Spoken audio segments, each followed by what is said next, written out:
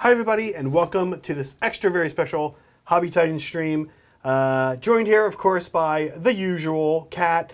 The team is back, you and me. Yeah. It's like 2 weeks in a row now after like over a month and a half of not doing the switching thing. things around. Switching everything around. We are doing something not so usual though today for us, which is we are painting competitive Warhammer 40k terrain.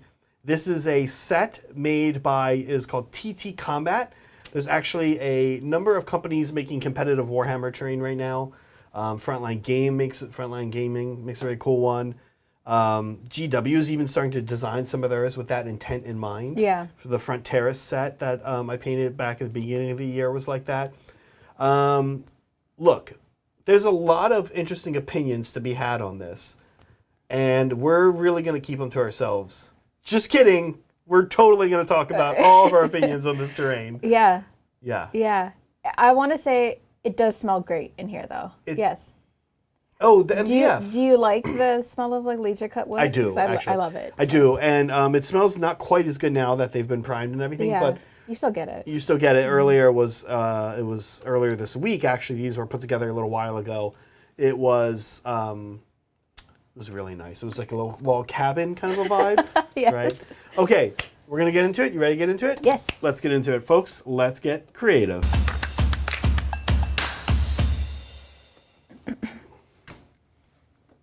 Okay, here's all the stuff. So let's show you what we got. This is what you get, and actually you get a little bit more.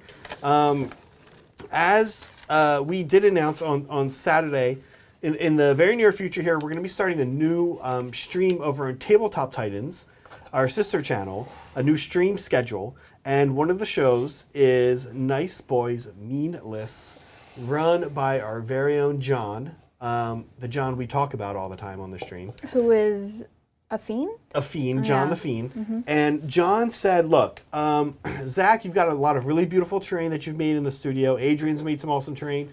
But it's great for our games. And every time the guys have a game with my terrain, we do have just set rules of how we play the terrain here at the studio. But we often have to just chat about it, go over it a little bit with the audience so they know. Here now, John was like, I want the terrain that competitive 40k players can expect to see when they go to an event, and To have it be very obvious. just have it be very obvious, no questions. Yeah. And competitive 40k terrain is really I would say in a little bit of a, I'm not quite sure I'd say we're in a renaissance of it yet. Okay. Maybe like the late Middle Ages, like it's getting better. The just look up late Middle Ages. It's not quite the Renaissance, but it's getting there. So what makes it competitive? What makes it competitive versus, great question. So first, one thing that's really important to understand is that all of this terrain is competitive in the context of 9th edition Warhammer 40k. Yeah. Could this terrain, by a future edition of Warhammer 40k, be made obsolete? Well, obsolete might be a strong word, but could it be made less good for competitive playing? Definitely. But a couple things make it competitive. Mostly, it's centered around like infantry models and how they'll succeed or not succeed. So we'll show you guys real quick. Like, right, this is what we always call our traditional L. The L is nice because you can be hidden when you're behind it. It's all over 5 inches, right? So since it's 5 inches tall, it is obscuring. So you get a little infantry unit back here. Nobody can see it. These are the L's.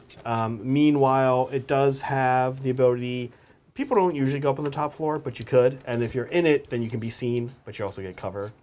Usually, as everybody knows who plays, it is better to not be seen than to get cover, unless you want to, shoot something.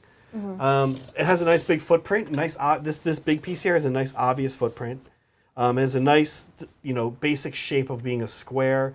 It doesn't have any weird angles because line of sight is blocked by it.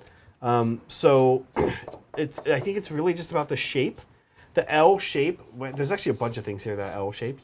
The L shape is nice too. It obscures from 2 different angles, but does not from 2 other angles. Right. So like something can hide but can't be totally invisible all game. So one thing I'm also noticing is Yeah. that you've covered or whatever, like there's no doors or passageways either. That's true. Now this is a little more. Some of them do, some of them don't. Okay. But you're right. Any of them that have a footprint have had that covered. Yeah, that is because any player, a competitive player wants to be able to. We're going to use these AK paints, right? They want to be able to show up in here with their infantry and still be not visible. I see. Then during their turn, infantry can go through walls. They want to be able to come out and shoot, right? They don't they'd rather have one good shooting phase where they can time it, as opposed to like bringing up 10 guys, sitting them in here, and being able to see out, but also being able to be seen through. And that's really a reflection of how lethal the game is. And like even if you have cover and somebody wants to kill that unit, they're going to be able to kill the unit. So it's sort of help protect things, help things stay alive a little longer. Competitive players like to be able to like use their asset right at the right time. It's a good observation. Now, this train was all put together by Yesenia, which is John's girlfriend. She came in here over last week and was putting this together over the course of about 2 days. Which is like most of the work, really. So we shout out to her. Yeah. Because truly, that is really most of the work. You and I are really going to fly through this. Yes. What is your take? What's your initial take on this stuff? I mean, I've painted a couple like MDF terrain things before because, when you're doing terrain for the store, you kind of really just take what you can get. Yeah, for a store to be on, the store supply that anyone's going to come and just use, right? Yeah, and like we get, I guess essentially like for those of you who don't know, as an official Games Workshop reseller, we get like a yearly. Oh, they just give you some, right? Yeah, allowance of like a certain okay. amount, and then you can like use that amount to do kind of whatever you want with it. But for the most part, we get terrain because some terrain breaks, and then we repair it, whatever. So we have a lot of like Games Workshop stuff, and then every once in a while we'll get like a free, Something whatever, like just something like this, Yeah. right? And in comparison, when people are just casually playing games in the store, most people tend to not go for these. But for the competitive, like RTTs and GTs and stuff like that, they do use. Yeah. Not necessarily like it has to be MDF, but everything that's like, okay, this is an L shape, this is this high, whatever. So, yeah. I think I'm a person that makes terrain. Oh. You're a person that makes terrain. Oh, there should be 2 there for you. Yes. Oh yeah, Kat and I have these little. We're gonna be thinning down some AK paints to do this. So we each have these little. Empty dropper bottle. Empty dropper bottles, basically, to do that in. I think there's a lot of opinions to be had about this. I think a lot of people are just like, is that what the game is? It makes the game look ugly, and that's sort of one of the things we're trying to fix here today. Yeah, is we're gonna like make these look cool. And look, on our channel, when we do these competitive games, we still fully intend to, we're still gonna use some moss. We're still gonna gussy the board up a little bit. It's not something every competitive event can do, but we can do it here at the stream. So of course we'll do it. Okay. We have primed them black. That was actually also a lengthy process. I primed these 2 ways. Way number 1 is that I took 1 or 2 of them out at a time into our parking lot in a box and primed them. That took way too long. I also was just leaving them out there, which I felt safe. Like, nobody's going to come and take MDF terrain. Yeah. Right? But it was really annoying. So then I was like, forget it. Because we had some rattle cans left over from a project. Yep. That I've been wanting to get through. But then it was just like way too annoying. So I did it this way and just primed them the not the old fashioned, I guess, the new way with an airbrush primer. Right. Yeah. We have our fan going. We have our filter going right down here in front. We are going to be doing a lot of airbrushing today. I did say in the stream cat, I was mentioning to people that if you've ever wondered what is a good reason to,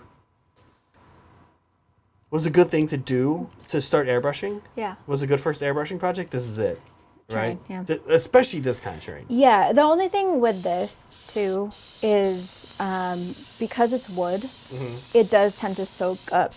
It behaves a little differently. Yeah.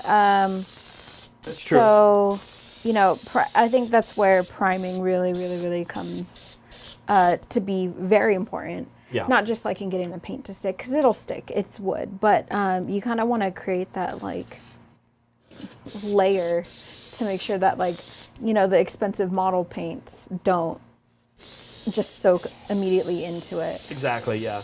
And we'll actually get to see. Did the Rattle Can primer do better, or did the other one? I don't know. I'm a big fan of this AK lead gray. It's got like a weird greenish blue hue to it. Yep. Yeah, it's like a dark turquoise almost. One thing I will say, I'm going to zoom in on mine here really quick here. We did not give Senia, when she was assembling this, any instructions. John did, and I didn't. But one thing I wish I would say, looking at this piece right here, you can see, folks at home, you should be able to see that this is like, this piece right here is a plate that goes on top, and then the windows are a second layer down, and we've glued them here. Now, I sort of wish I had noticed that and paid attention before she assembled, because I probably would have kept this plate separate. You may have heard me telling Adrian earlier today, we could have done some really cool things with these windows. Oh, we could have done them red and then put gloss paint over them, and then just painted this thing separate and dropped it on. So don't be like us if you do get this TT combat terrain, because there are some they've set it up for you to be able to make it pretty cool. Like there's some cool opportunities here, painting wise. Right. And I think that probably is one of them that we missed. That said, I don't know, would all those windows be totally not shattered and busted out? We could have done something. We could have made them shutters or something. I think the thing is with the MDF terrain and stuff is that there's a lot of ways that you can make them nicer. You can put a heck of a lot more work than we're about to do today. And we are, the whole point is to make them look nice, but the other whole point is to get it done as quickly as possible as well, too. Yeah. So you guys will see us, speed through stuff, and I'm not being very picky about really anything, honestly. Unusual. Yeah, very unusual. But it's also terrain. Yeah. And again, it's terrain, and it's got its purpose, and its purpose is not to wow you on your way into the door, right? Yeah. Its purpose, but I still think that it can look good. Yeah, not Willow. Sorry, Melody. We could mask the windows and paint around it, but absolutely we're not going to do that because. Now you say that though, but what is funny is I will show you guys these that I made that we're going to use here today. I did make two little, just so we have a little bit of I don't even know what the word is. Template. I did make these little, there's little tiles on these. You can probably see them. And I did make these that are the size of the tiles. Now, we're not going to do all of them, but we're going to pick a few out to kind of just give it a little bit of character so that it doesn't look so flat. So you're not wrong. There is stuff we could do. And I could have made one of those for the windows, Melody. You're right. But I didn't. And I'm not going to. Because, again, we want it to look good, but one of the ways we're going to make it look good is a great way that you can always make terrain look good, which is that we're going to make it, a lot of this is going to be done through weathering, right? Yeah. Yeah. So we are, I guess, just base coating everything in this gray, in this lead gray. And then we have a couple other grays that we're going to go through and give dimension to the buildings. Yeah. And then we have a bunch of other stuff, like different colors that we'll dry brush it with, We have some other weathering stuff going as well too. So I want to say that this is probably one of the more common questions that we get is, how do I make competitive terrain, first of all? And like, what does that mean? Usually they're L shapes, and usually they're like very well defined shapes. Yeah. And then how do I make quote unquote cheap terrain look nicer? So yeah, these are both good. And look, it was funny. I came in and I was priming these after Sennia had assembled all of them, and I was looking at them. I was like, you know what? I'm going to be honest with myself. I actually don't hate this stuff. And by the way, we're not like promoting we didn't even know the name of this. Adrian and I had to look it up earlier today. Like, what is the brand that we are using? So we're not like animately promoting this or anything like that. But I was like, I think like I could take the set of this and I think I could do some cool things with it. Like, I think I could add bits to it. I think I could add, some texture, just do some different things, some interesting masking. I think there are things you could do to make this actually look cool. Yeah, one of my favorite things with MDF Turing is adding like graffiti or decals and stuff. Little posters. Posters are amazing. Yeah. There was a magic set that came out like last year, Strixhaven, which was like sort of like a Harry Potter style thing. There were like different schools. Super wizardy, yeah. But on the back of their like either ad cards or token cards were posters for each school, and I wanted to take that and like make some like cool dystopian like either posters or whatever on the side of like some MDF terrain. Yeah. And then I immediately forgot about it. So now you guys have that free idea. That idea. Free idea from Kat. Hey, Kat. Yeah. Speaking of, this actually wasn't related. Now that I said speaking of. Yep. This is going to be speaking of asking something. Yep. Can you hand me one of those white rags to your right? Yeah. So I am. It's funny actually. I have two kind of funny Kat stories that happened today. There's always these stories with Kat when she shows up, and then she doesn't know that I'm going to tell you guys those stories. But I mean, she should at this point, but she probably just doesn't care.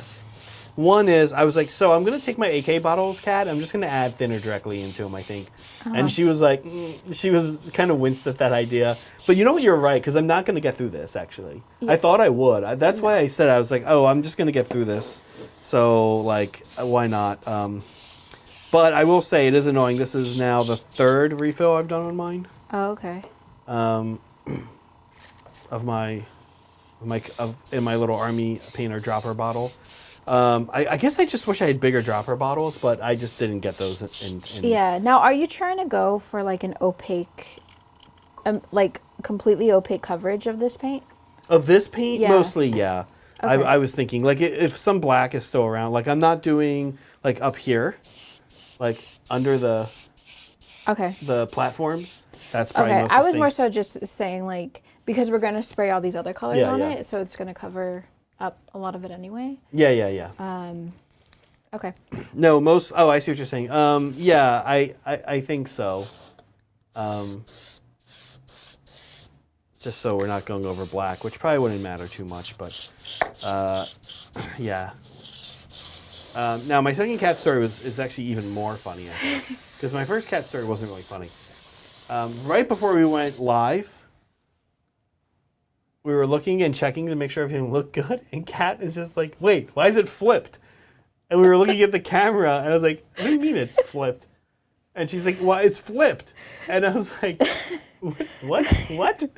And I was like, this is what it always looks like. And she's like, yeah, no, it's flipped. It's flipped. It is flipped. I think it was also contributing to the fact that we have like multiple windows up. We have our technical like live feed, and then we have our stream feed. Right. And you had them like swapped on either side of the monitor, and like normally they're like usually pretty like set, and it was just throwing me off. And you also kept closing windows too, and I'm like, is he gonna open windows or like whatever? But yeah. So we weren't freaked out. I actually had to open last week's episode. Yes. And like confirm that it looked the same. And it did. Yes. And it did. Yeah. Yeah. Okay. Yeah. It is funny the way that like that kind of thing can mess with you though, like. Because when you said it, I was like, wait, is she right? No, what is she talking about? It like made me, I was like, oh man, I need to pull this up and check. I'm sorry. Oh my gosh. But I'm not sorry. But I'm sorry. Oh yeah, this morning, Megan was like, hey, well, our toaster oven's broken, so we need a new toaster oven. And I was like, it's just not plugged in. And so it wasn't broken, it's just that it wasn't plugged in. That's fair. Anyway, hey, we have a super chat from Dr. Toomer. And I don't know this guy, but he is local. Well, I know him a little bit. I've chatted with him on Discord, and I haven't gotten to meet him in person yet. He is a Sigmar player local. He says, went to last Saturday's Sigmar tournament at Game Castle Redwood City. Was my first tournament, and I managed to win a game. Thanks for introducing me to the local scene and also the encouragement, Zach. Yeah, awesome, Dr. Toomer. I'm wondering if you took you have a few different armies. I know you have Lumineth. I'm wondering if you took them or what you took. If you're still in chat, let me know. Love to know. Just at me. I'd love to know what you took. And that's funny because so I don't normally work on the stores or at the stores on the weekend, but I was there. Okay. I was working that. Oh, so. did you maybe? No, did not say hi. Oh. Okay. Yeah. Say hi to Kat next time, Dr. Toomer. Hey, sorry. One more ask request. Can I have like one of the dump buckets? Yeah. Oh, you know what? There's one down here. Okay. For that very reason. Yeah, awesome, Dr. Toomer. I'm glad. I hope you had a good time. I know a lot of those guys who go to those, and they're cool guys. And we just have a lot going on in the studio right now. But actually, also I was producing that show. That was the last episode of the TTT. I forget how many T's we're doing, 6 or how many we did. But it was the last episode of our tournament, and I was on it, and I was producing it, so I wasn't able to make it. But I hope to get out and see you at one pretty soon. I am going to SoCal. Who else is going to SoCal? Actually, not all the times they're going to SoCal. Bridger's not going. I think that's it. Just Bridger's not going. Yeah, I think. Yep. Well, those of us who are playing are playing regularly, right? Aren't. I think me, John, and Adrian are the ones who are going. Kind of curious if anyone else in chat is going. Love to hear. When is it? Oh, it's so soon. Okay. It's like really soon. I forget. It's very soon. Like 2 weeks. Like it's before Halloween, and we're like already a week into October. Yeah. So there's only like so many weeks in between there. Yeah, it's either the 15th or the 20th. 20th. It's like it's the weekend before Halloween. Oh, okay. Yeah. That's my birthday weekend. Oh. I'll be in second. It's fine. Okay. Dr. Dewey says, took Night Haunt. He bought... Oh, no, he couldn't. Oh, it's okay. I was just joking. Yeah. You didn't have to say hi. Awesome. Yeah, Night Haunt are super fun. We're going to be having some Night Haunt show up around here very soon. So keep an eye out for that. Wow. Very excited for that. Hey, are you done with all of your lead gray? I am. Is it time to move on to English gray? Sure. Are you going to clean out your dropper bottle, or are you just going to move on to a new one? We each have 2, and that's it, though. This is like the next main color. Yeah, I think I'm probably just going to move on to a new one. That seems to be the move here, and then I'll thin in the cup for the other paint, because I imagine that we're going to spray less of it. Yeah, definitely. But I hate thinning in the cup. Yeah, it's not the greatest. but I'll do it. It's fine. You can also thin in. We can thin in one of my bottles. This spot, I have like 3 or 4 sky grays. We could thin one down and pass it back and forth. Also, Okay. But it's up to you. Like if you really want to thin in the cup. I hate thinning in the cup. I feel like it doesn't work. Oh, really? I mean, I don't know. I feel like either it works or it's really messy. Like for it to work, it's like you have to sit there and mix all kinds of things, and I feel like I'm like getting out the toothpicks and just like I don't know. It's kind of a pain in the butt.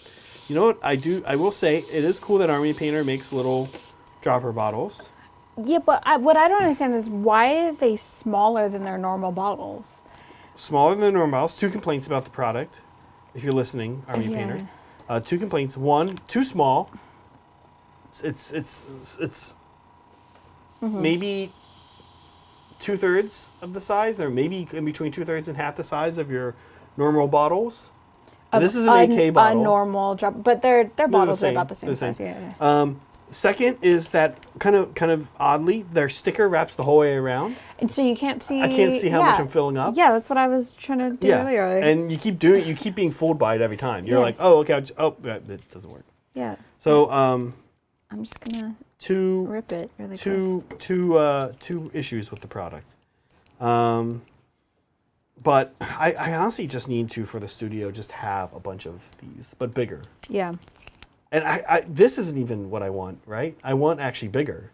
Because by the time I'm adding... Oh, like your shampoo bottles? Yeah, no, they're too big. They're too big, and I don't like the way they work. I want like this, but instead of, what are these, like 1.5 ounce? It's like a shot. It's a really small shot. 17, that's a shot, 1.5. It's 17 milliliters. 17 I guess I want like 34 milliliters. Oh, okay. I want them to be like twice the size. And you still want the dropper top? Preferably, I think. Okay, because I know AK, you know what their weathering enamels come in? That bottle? That round bottle? The weird one I just got? No. I don't know if you have any here. Maybe I do. They come in this bottle? Yeah, see, I want the dropper. Yeah. Okay, because I know they make empty ones of these. Yeah. Okay, so here now we're doing like a Zenithal. Okay. Yeah? Sure.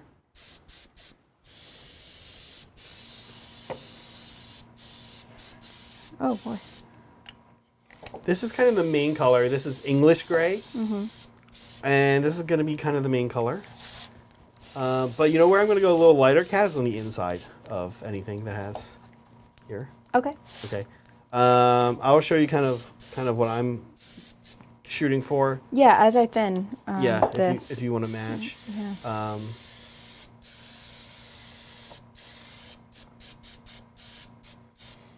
You guys know my kind of motto with terrain is to keep it.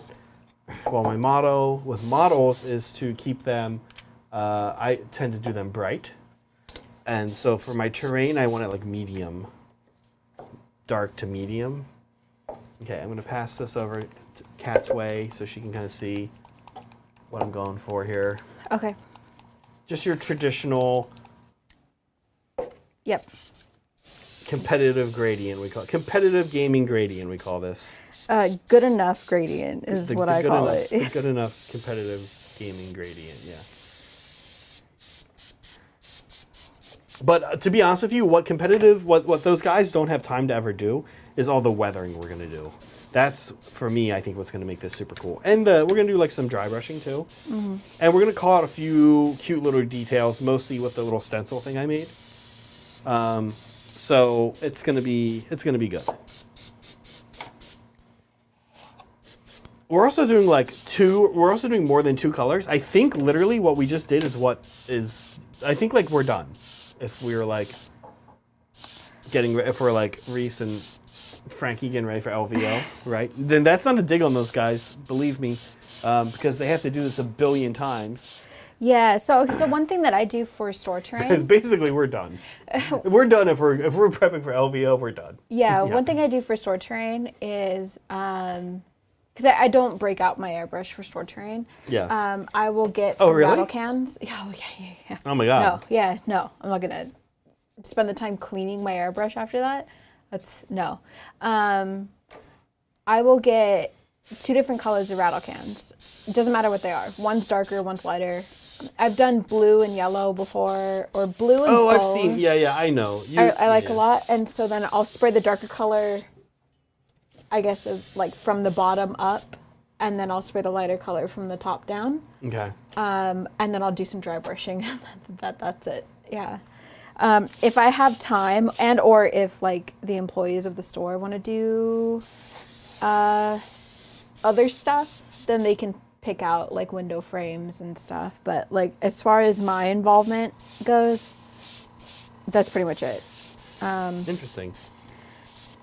Maybe I'll do some like moss texture or something, like slap some glue on it, sprinkle some hobby foam. I don't know. Yeah. But even then, when it comes to store terrain, and especially when it comes to competitive terrain, why bother? yeah, like I think I had one of my employees just be like, it's very admirable, because I put a lot of work into a piece of terrain that I was painting on Saturday, because I don't normally work the stores on Saturday. And I had a employee say, like, it's very admirable that I put so much time and effort into something, and like people majority of the people who play aren't really going to appreciate that. So Well, we're gonna use the heck out of your cute board. yeah, That's gonna be on stream, and people are gonna love it. So I hope that at least brings you some joy, Oh yes. as opposed to the person who is going to get Mountain Dew and Cheetos all over. Although, to be fair, we have Cheetos here. You found some on the floor today. I found some on the floor. And I was like, you know what? And I did throw them away. Those are probably mine. That's fair. And I don't even really like Cheetos. It's just been busy at the Yeah, and I studio. also wonder how old they are, because It there's was like no no. Cheetos in I the can trash. confirm that was like. I can confirm that was like yesterday or the day before tops. Might have been Monday. And it's funny because I think I would prefer the Cheetos over the socks that were on the floor. Wait, there's socks on the floor? When you guys were gone at Nova. I mean, Lindsay and I talked about it extensively on stream, but there were some socks on the floor. Yeah, I we did definitely find would. out whose they were. I'm not going to name any names. Yeah. Oh my god. But it was interesting, and that's all I'm going to say. Socks are rough. Socks are rough. You don't really want to find socks. Unless they're like clean. Well, but you don't know. You got to smell them to find out. Do you? You really have to smell. If you're like, What if they're like folded up and like clearly, like? who folds socks? Oh, I do. You fold socks, or you like tie them into a thing? Well, so I usually have like ankle socks, so I'll like shove one into the other, and like it makes this little, like, I don't know. Okay. Yeah. Okay. All right. Okay. But okay. Well, the point is, you have a particular way of doing it that indicates to you that they're They're clearly clean. Yes. Yeah, but I don't think you can expect that to be universal. Fair. Right. So that I guess. means that you are now in a position where when you come upon socks, you won't know if they're clean or not. Yeah, unless they're mine, then I 100% will always assume that they're dirty. This is why people try to get you to fold socks the same way that they do it all the time. Because they want to know if the socks are clean or not. I just Are realized people that. constantly trying to get you to fold your socks? Well, one way? person is. Anyway. Okay. So yeah. But like you're talking about it as if it's like this always happens. I think it's a normal thing. Yeah. Okay. Hey, listen, we do have a super chat before Bridgers right get too weird, which I blame myself for mostly, but I will say cap her off the socks. So just there's that. Okay, thank you, Willow. Melody just finished building some dryads and is moving on to Spite Revenants. Very cool to see how the AOS kits have improved since 2005. What's your favorite AOS glow up, Zach?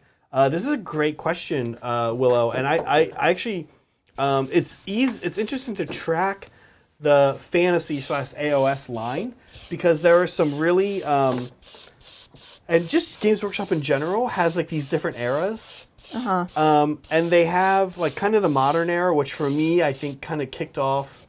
We're gonna say that I'm gonna say that like the Finecast stuff was like part of the modern era. It was like a subgenre of it. But I'm going to say that for me, the modern era kind of really kicked off in 2010 and 11 with the, there was a number of releases then, and I wasn't following fantasy at that time, but for 40K, the two sets of releases that really like just blew things out of the water, still hold up today, look brand new today, fresh, were the 2010, I believe, Drukhari release, Dark Eldar, and the 2011 Necron release. Almost all of those models still like really hold up today, and that's about 10 years old. When you go back before that, I think actually a lot of Seraphon had a big release then, but when you go back before that, you go back to closer to like the previous 10 years. So it's almost like the last decade. And in that decade, there are some hits and misses. Right. So, for example, I would say like my Beastclaw Raiders, you can tell the Mournfangs are older than the Stonehorns by how detailed the fur is, but also they still hold up. And you can almost look at the two and be like, well, they're two different animals. Their fur is just like a little different, right? So for me, yeah, Willow, you're right. That era of 2005, which is, I'm guessing is when you played last,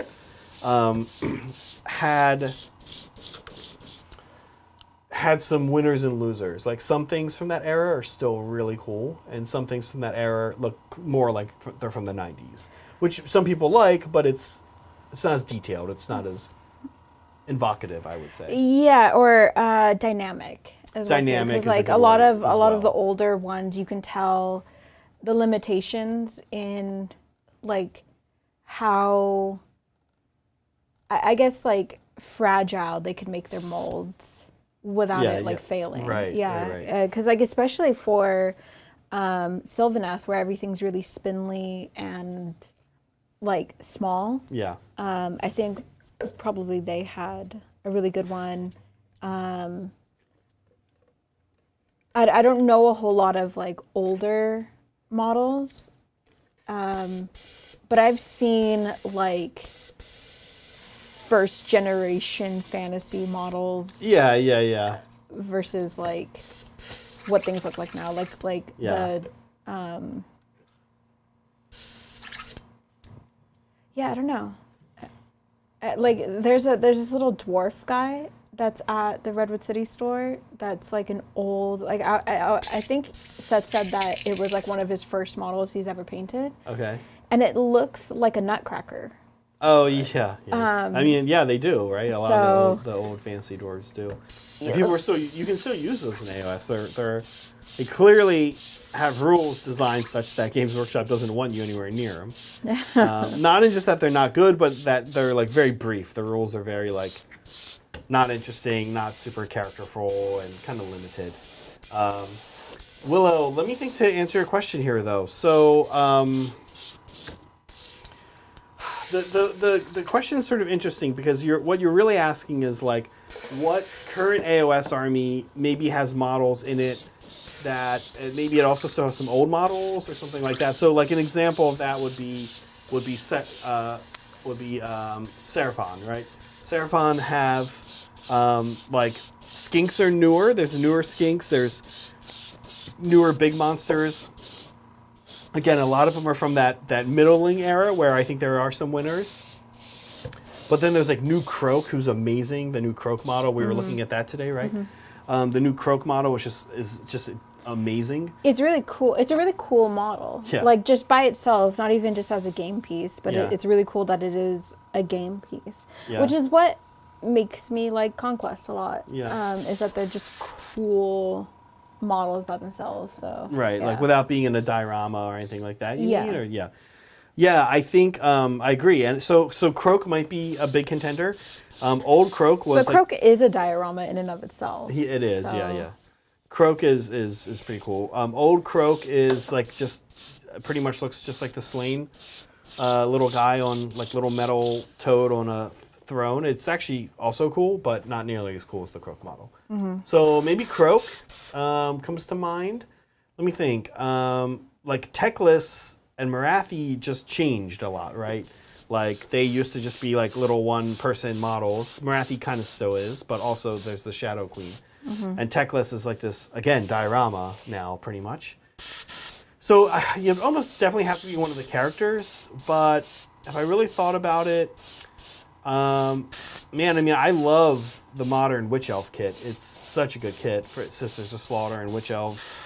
I know Adrian uses it for Sisters of Battle in 40K to make his Repentia. I think a lot of people do. So I that's probably not my favorite, but I guess I would say Croak.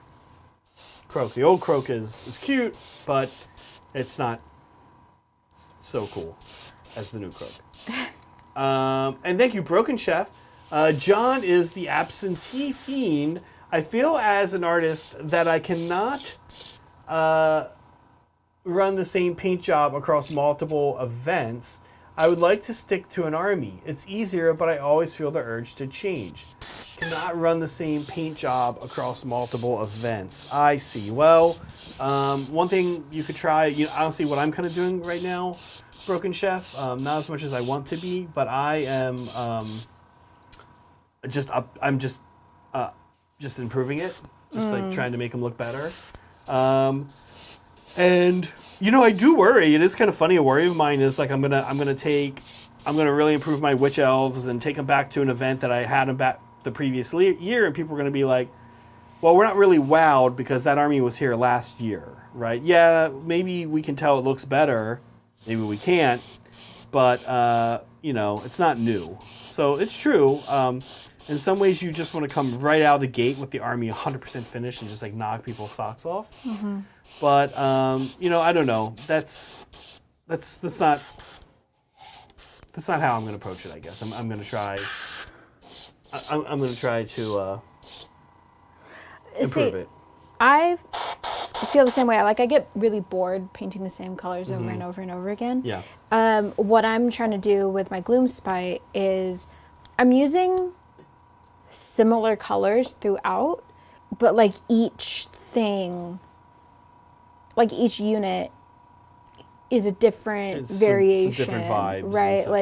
Like whatever the main color is different from another unit. And so maybe you can try that because they're similar colors, but they're different enough where if you mix them up, you can pick out like individuals, but as a cohesive whole, they still look good. There's other components too, like I'll toss out a couple examples, right? So like a 40K example could be Drukhari, right? So you could paint Coven stuff one color, and then like Kat's saying, kind of get like a tie-in going, but go a different direction with Cabal stuff, right? Or like your Kroot look this one way, and they tie in with your Tau, but obviously they're not going to be the same color. Some things are more obvious, like in that case of Kroot and Tau. But I think also, just like almost building a new army that's based the same and matches, but isn't exactly right. Yeah. Yeah. You can even do that with Space Marines, honestly, right? Or like, well, actually, I'll be honest, that's a little harder, but I'm trying to think how you could do that. I mean, you could do, like, if you're doing Primaris stuff, you could do Blade Guard a little differently, get more white on them if you've got, like, Ultramarines or something. Most Space Marines have a kind of a secondary color that you can lean into a little bit more. That might not feel quite as much of what you're saying, though, Broken Chef, I understand.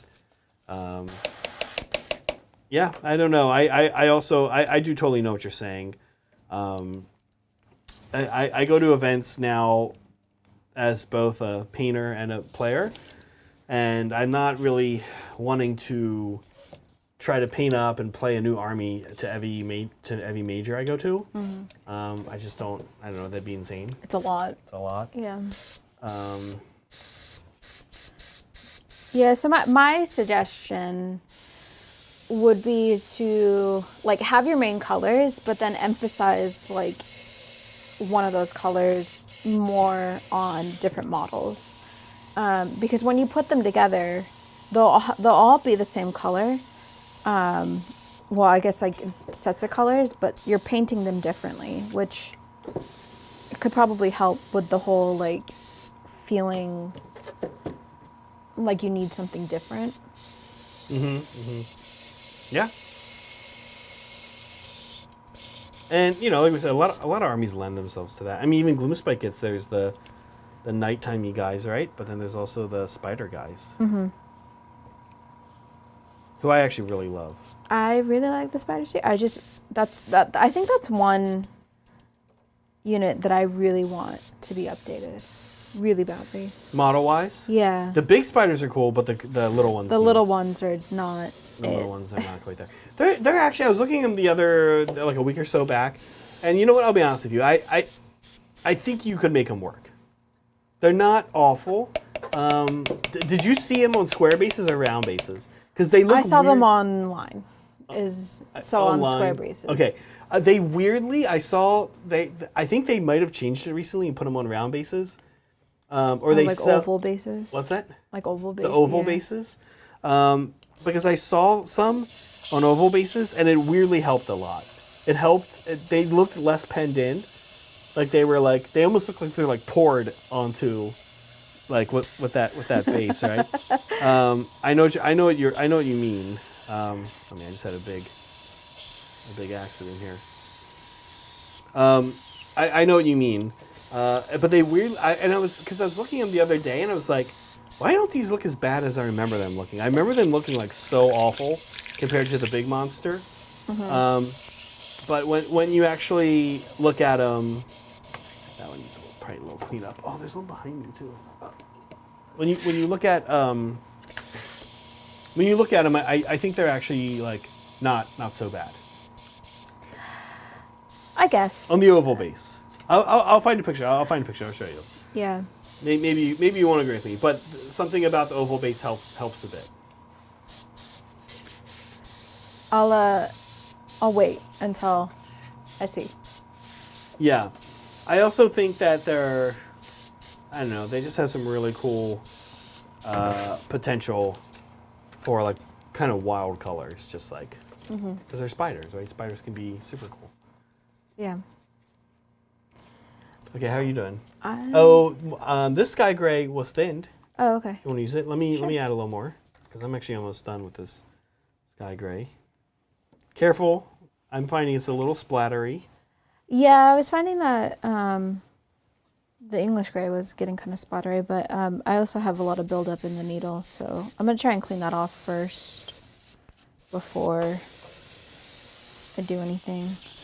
Yeah, maybe actually this is a good time to clean airbrushes and a good time to look at some Golden Demon winners. Sure. Now, on the plus side, the nice thing about the splattery is it just makes it look more like stone. So it's like kind of like, I don't know. Plus any like wash that we put over this will also get rid of a lot of that as well too. Yeah. Now these are gonna look awesome. This is gonna be some of the most beautiful, competitive, specific terrain in the community. Calling it now. In the studio. Yep.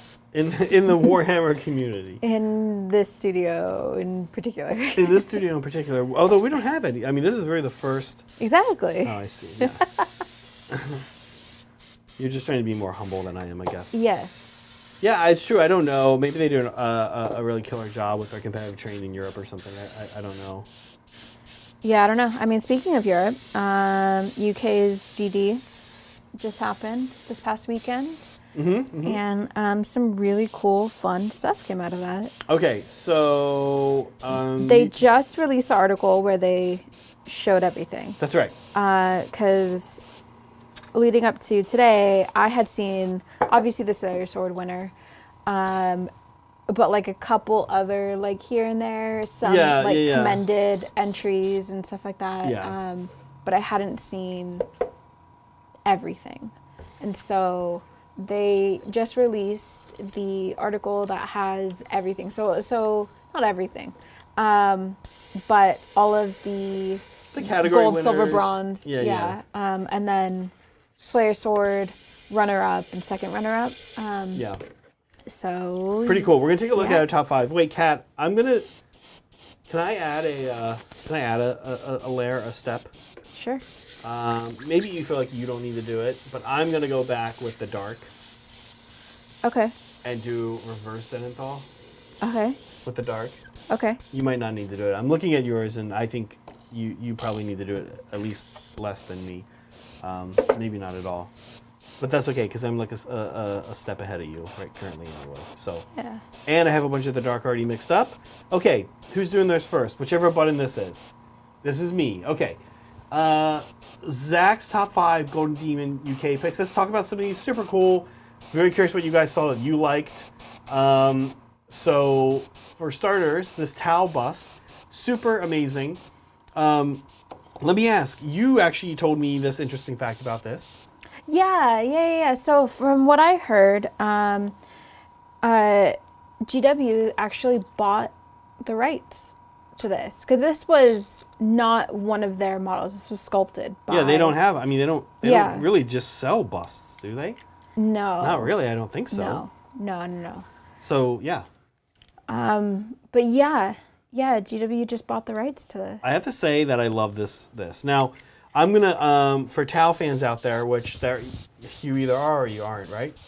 The thing is that I think that there's been a lot of Tau depictions recently in the media that just depict Tau in ways that I think are just bordering on, in between racistly weird and just odd. Like, they seem to want to give them these weird, like, I don't know, the video they did with what's that company? This company made, and then Games Workshop bought it, and I think Games Workshop. Oh, the animated. Yeah, what's it called? Exodite. Man, I think Exodite was just a hot freaking mess, man. Like, I am positive that after Games Workshop bought that, I am positive they super regretted that. And I think that the studio did not do, there must have been friction on what the studio was trying to do, because that ended up, let's not kid ourselves, that ended up being 4 3-minute trailers of a show. It's crazy. And I just think the depictions of the Tau were not what Games Workshop ever depicted Tau being, but more so what the Tau, lots of Tau fans depicted them as being. Having samurai swords and stuff. It's just never been a thing that GW has ever done. This Tau looks to me like he's got his bonding knife right there. That's a bonding knife. It's awesome. And his face, he just looks angry and grizzled. He looks like this is like the Tau I want to see a fan represent. And look, Games Workshop bought rights to both of these Tau representations. So it is what it is. But to me, this is in line with how they've built Tau. And if you've ever read any Tau books, they're not doing the weird they're not doing the weird things that happen to Exodite. There's this weird scene of a male Tau and a female Tau in the middle of a mission having some sexual tension. Arguing about how they do things, and it's guys, no. Oh, so you agree then that if a relationship isn't necessary, then it doesn't have to be there, and maybe shouldn't honestly be there, because sometimes it ruins the cinematic experience. You're talking about The Hobbit, I know, but and how it doesn't, if it doesn't make any sense, then why is it there? And it's kind of ruining everything. No, and the love between a dwarf and an elf is a totally okay thing, Kat. I'm I'm okay with that. It was just weird. It's that's not how the Tau ever depicted. They're very focused. They Right. But that's also not how The Hobbit was ever depicted either. The Hobbit was Peter Jackson's. Okay, all right. Moving on. The point is, we really got off the rails here. But and look, to be fair, I deserve that. I'm the one that went off the rails. All I'm saying, this is super cool depiction of the towel. Look, there's a lot of chat here agreeing with me about Exodite being just like weird. Brett's not in chat tonight, but I'm pretty sure Brett agreed with me. Brett's like, oh, it's super cool. This cool thing happened. I'm glad they got attention. Same here, but like, man, it was not the towel I imagined. It was just funky. Not your towel. Not. Yeah. It just doesn't seem like Games Workshop's towel. Yeah. I don't know. So I do love this guy. Okay. Next. Oh, okay. This one was interesting. When Kat pulled this up today, I was like looking at it, and I was like, this is small scale. This is actually an Aeronautica Nightwing. And I was looking at it, and I was like, why am I supposed to, what is pulling me in? What is wowing me about this?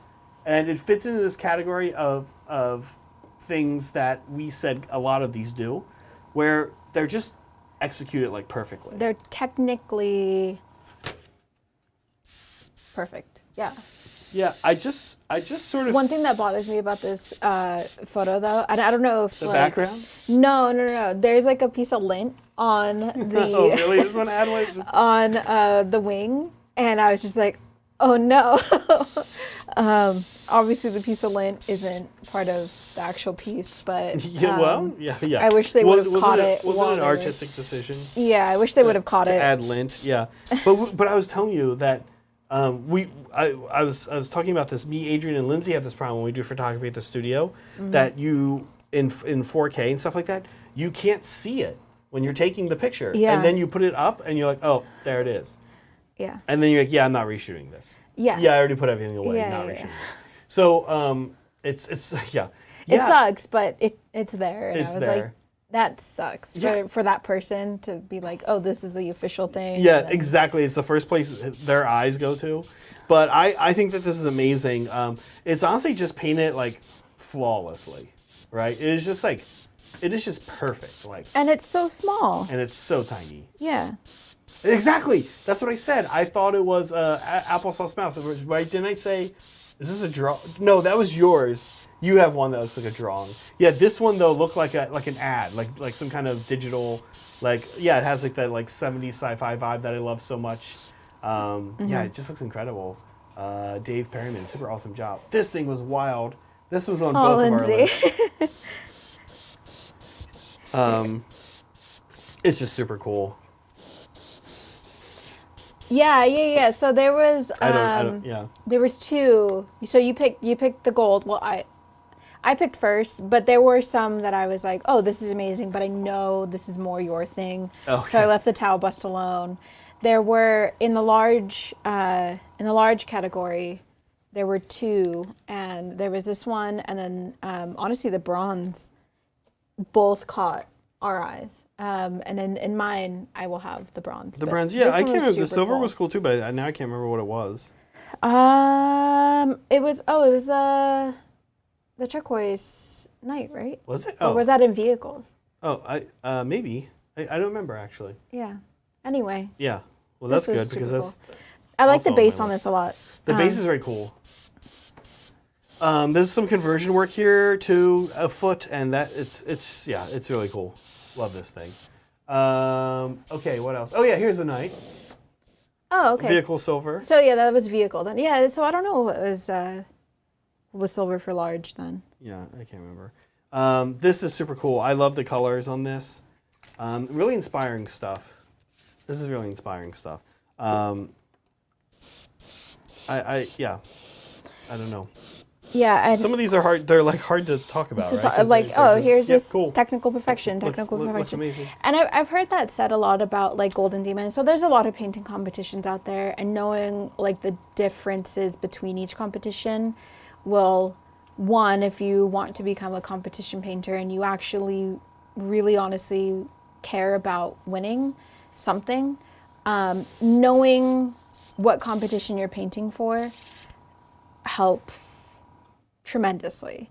And Golden Demon puts a lot of emphasis on technical perfection.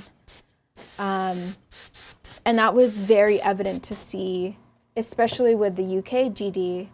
There was just a lot of the pieces were just technically. Oh, did you break it? No, I mean, like unslotted a little bit, but it's not broken. A lot of the pieces were technically perfect,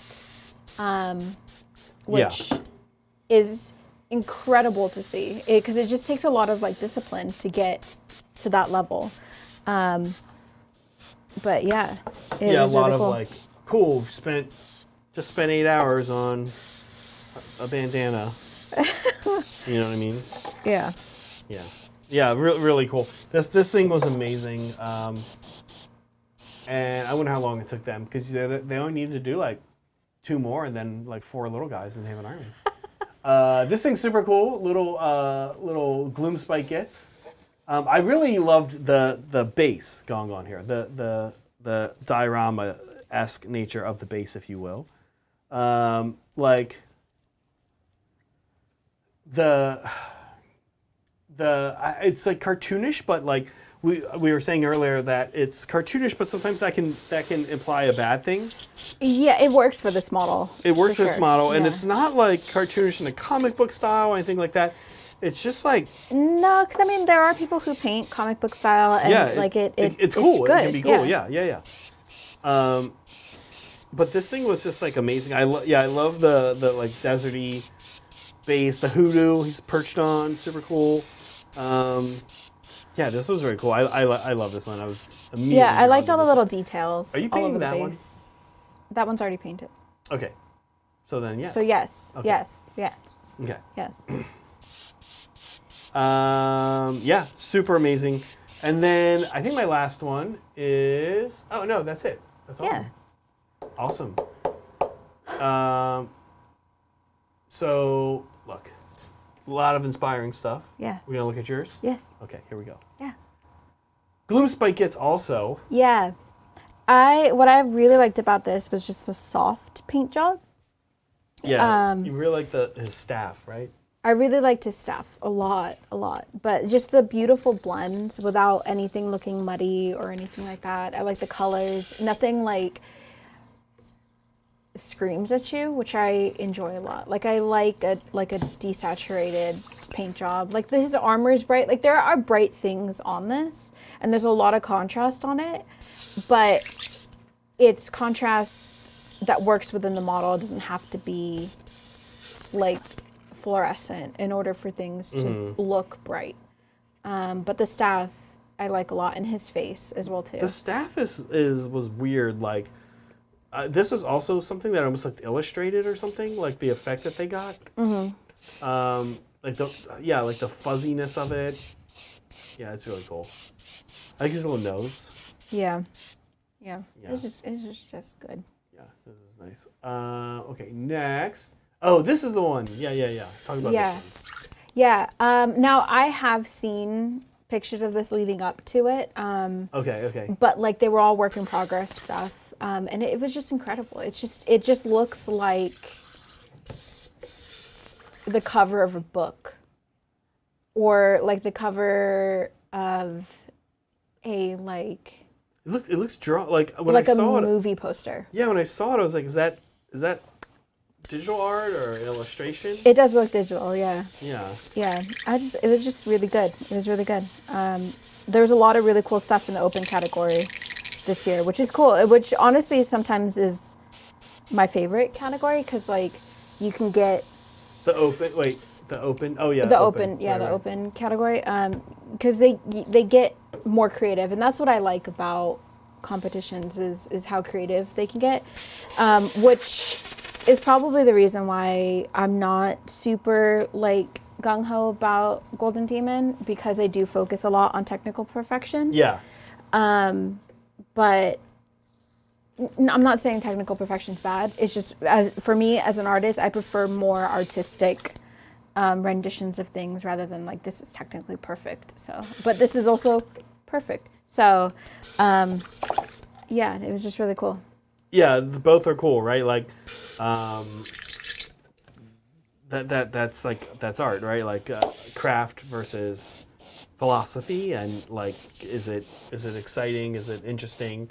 Is it provocative? Provocative, or and is it technically perfect? Right? That's like the big gripe against like Thomas Kincaid in the painting community, right? Is like, while he's awesome technically, like he's not painting any subjects that are like challenging society or anything, right? Right. Or he's not doing anything like groundbreaking. Yeah. He's just like really good at painting this particular style. So it's kind of cool, but and it's not really even his style. So like, yeah. But anyway. it's interesting. This guy was cool. This is actually one of my favorites as well. I super love this thing. You were upset that I picked it, but I was like, I left a towel model for you. Yeah. No, I did. You did yes, snag. I did pick this. This one was also really good. This is the big winner. This was the big winner. This is the winner of the Slayer Sword. The water is perfect. It's perfect. Oh, the water's really It's perfect. Which is not easy, right? No. And like the dripping and the color, like the sloshing, the color, how like, clear it is. Yeah. That is so amazing to me. The way so he's like lit this whole thing also feels like it's I guess sunset or sunrise. Like it feels like there's a time of day going on here too. Oh yeah. Yeah, like in a really compelling way. Yeah. But just you could just tell that this took forever. But the water, I was just like, okay, perfect, because that's like a risk to take when you have this beautifully painted, figure. To pour resin on it. Yeah, and that's how that's the only way to do it, right? No, but sure. I mean, like you're putting resin around it, right? But you were like, that's the only way to do it. That's not the only way to do it. But I see. You can do different water effects, but I'm not going to go into that. Okay, you couldn't like. Okay. Yeah. But anything's like risking a little bit, right? Yeah. But I also think that like if he had done this piece like on land, I don't think it would have had the same wow factor to it. It would have been beautifully painted. But I think the sloshing water really adds movement to everything. So it was great. Yeah. Yeah, I think I agree. The water is the thing, and like that's where Kraken eaters live. So it's cool. It's very evocative of the Kraken eater, and he's literally called a Kraken eater, and so it's pretty perfect. More Gloomspike gets. Actually, I remember last year Gloomspike, like several Gloomspike gets won. Especially these guys too. Mangler squids. Yeah. I don't know about winning, but like there were a lot of beautifully painted Mangler squigs in the case. And I love Mangler squigs. Like that's one of the models that like is so cool and dynamic. Now I hate how they go together. Because it's like three want to be balanced. Yeah, it's like like three like little tiny points. You have to pin it if you're gonna be playing with it or moving it around in any way. The Kron spine was awful in this regard. Yeah, yeah. I'm actually a little surprised there are no Kron spines. I'm sure that some were entered, maybe none won. I honestly think it might just be the swirly sculpt of it. Because I think Kronspine would be cool in a dynamic way if you resculpted the way that he's shaped. But like, the twirl of him makes it so that he fits on the base. Right. But it's not. Right. It's a twirl. Like it doesn't lend itself to like, man, that looks like a cool dynamic figure. No, I got you. Yeah. But yeah, I just love the Mangler squigs. I love the squigs in general, but this one was super well done. Yeah. Is that it? No. Oh no, this guy. So this was the bronze and the large model. Yeah. And I what I liked about this one a lot was how it was lit. Now I don't like the major emphasis that they put on the belly because that's immediately where my eyes go and not up a little bit more. Oh, okay. Yeah. That's like where it's like the yellow, right? But yeah, it was really cool. I like the colors, everything fits, the muted tones. Yeah. It was a really cool model. Yeah, it was a cool one. It's beautiful. It's beautifully painted. But yeah. Yeah, really cool stuff. Very inspiring. And then we go off to paint MDF Turing. Then we're painting some MDF Turing. Yeah, it's not the best. Not the best. So we're not painting the most inspiring things. No. But we decided to fill the stream with more pictures of inspiring. GD stuff so that you guys get the best of both worlds. Yeah. Yeah, super And not cool. because we couldn't think of anything else. Right. Yeah. Yeah, those are cool. The Kraken Eater is super cool. Yeah, and what was also really cool is that guy doesn't have any social media. And so, like, no one had seen any pictures of it leading up to it. He just is like, here it is, and then gets the Slayer sword. So, yeah, that's really cool. And also that he just looks like, I don't know, he's got, like, the coolest beard and, like... Oh, the guy who won. He's just so well groomed. Yeah, he looks got some grognard vibes. Like he's been doing this for a while, which is great. Awesome. Okay, where are you at? I have the Sky Gray down. We're good. Do you... Okay, I am looking at yours. Mm-hmm. It is a bit darker since you went back in, so I will do the same thing. Okay. Oh, yeah, down there. And then we have, like, grime and stuff, too, coming up that we're going to do up the top. So what's next, did we say, Kat? Now we need to start doing kind of some funky weathering stuff. Oh, you know what? Yeah, or dry brushing. Or weathering, or dry brushing, or weathering. Or stencil work. Knocking out Yeah, a few so of these. I sprayed a couple of these already, like... You did a few of them? I did a few of them already. But I if you want to do the stencil work stuff, I will see how that looks in comparison, and then Let's see. I'll try and match. Yeah, what color should I use for stencils for these? I guess I could just use the sky gray and just go heavy. No, I think we should do a different color.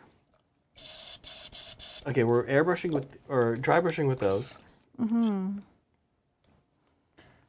Yeah, so I took the airbrush and I just shot it a couple times in the middle of some of the pieces, or some of the, like, little with tile sky gray. Yeah, with the sky gray. Yeah, let's do it.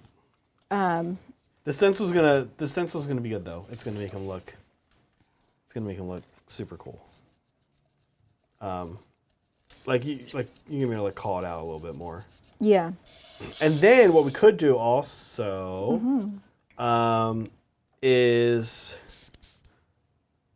like, just do a little highlight on those too, like a little corner highlight, like with a brush, like white. I'll show you. It might not look good, but I'll show you what I'm thinking. Oh, I also need an airbrush cleaner. Yeah, I am. I guess very curious to see how your stencils are going to look, and if they're going to be too sharp, almost. That's, like, my one, like... Oh, too sharp? Questionable thing about them. Oh, I see. Yeah, let's see. Here we go. But I almost... Yeah, I see what you're saying. I almost kind of want that, though. Okay. Well, we'll see.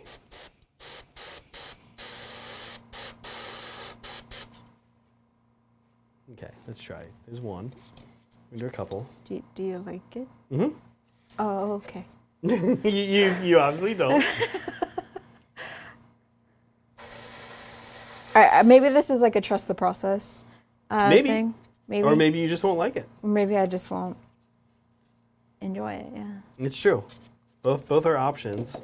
I'll show you kind of what I'm thinking for the end. So there's 3 on there. That might be all I do.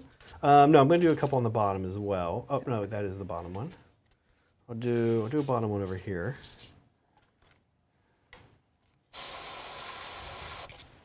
One there. Do them slightly almost like in groups, kind of. So they're not just like random. Almost like you would do, like, add tufts. Okay. So there's 3.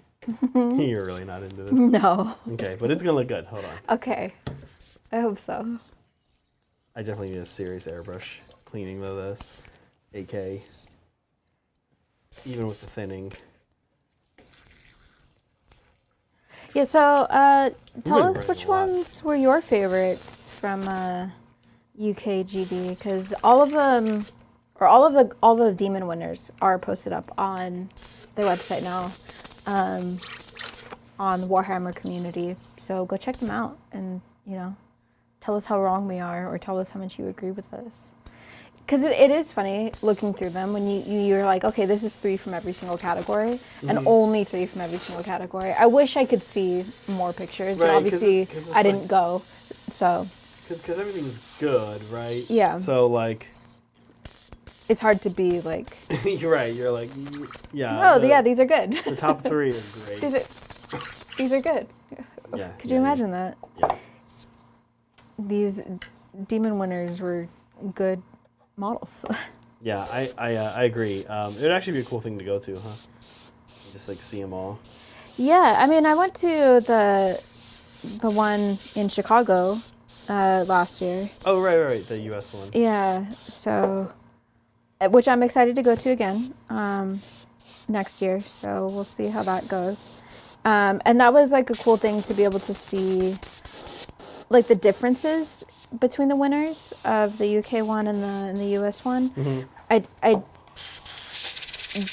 did think that like the US judging was a little bit different.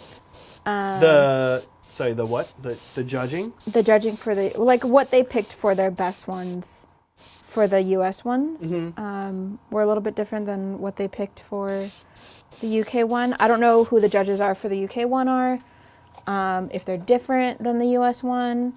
If that then says more about like the competitive scene in Europe, but yeah. Anyway, I'm excited that competitions are just happening in general. Okay. Let me show you kind of the look here. Oh, I should use that. Okay. See if we can get this to look nice. I'm just kind of just like calling out the stoneness of these. Okay.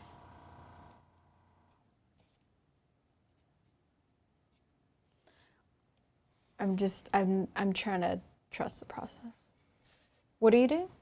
Right now, I'm just like doing a little bit of almost like an edge highlight of white, like. I think you hit the wrong camera. Oh, it's just you. Yeah.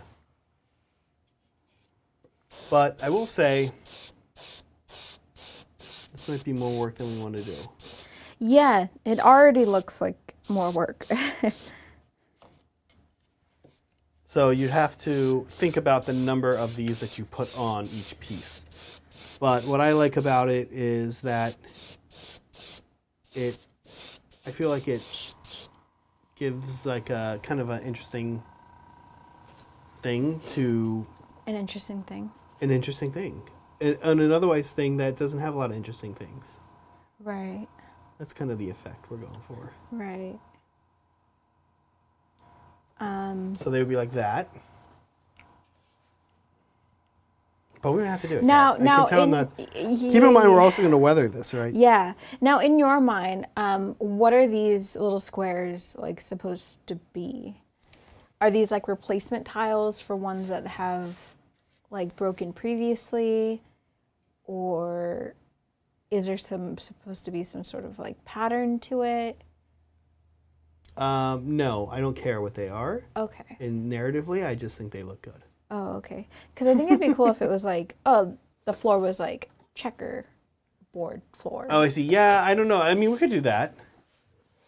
Because to me, they just stand out too much to look like any sort of like weathering process.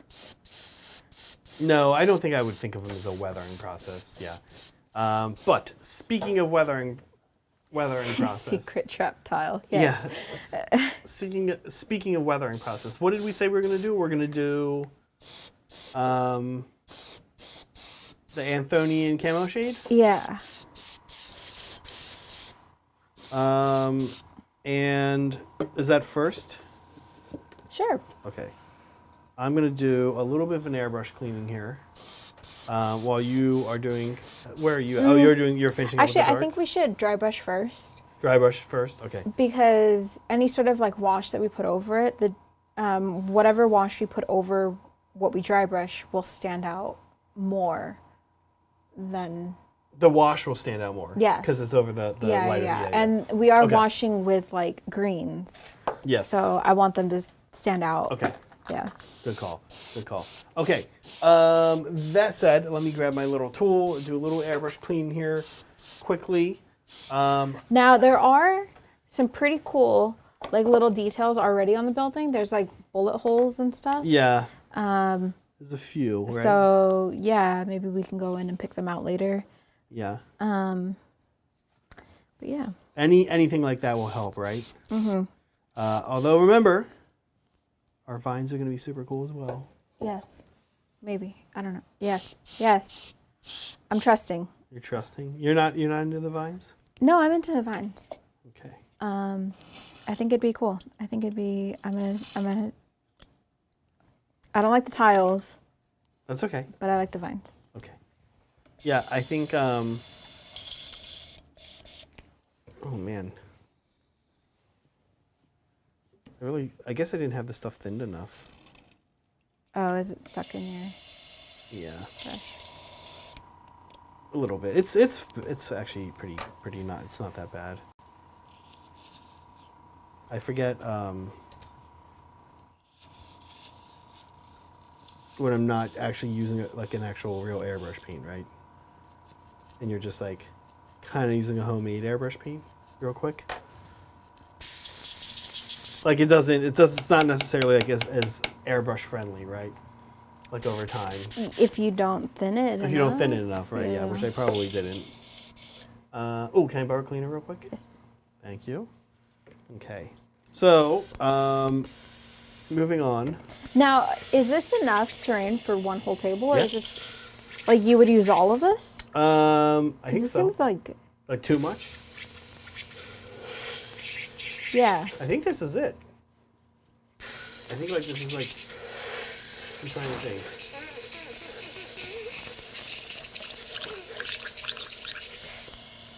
It seems like a lot. Yeah, I think that this is it. Okay. I don't know. John is weirdly not in chat, but if Right. John or Bridget are in chat, they can let us know. But I think so. Okay. I mean, I need my backup cleaning needle, I think. Okay, so what is next? Oh, the dry brushing. Yes. And we're like blending, right? Yes. Okay. I'm actually kind of excited for this because I don't know. I think we've not really ever shown like dry brush blending before. Maybe we have, but it's been a while. Oh, okay.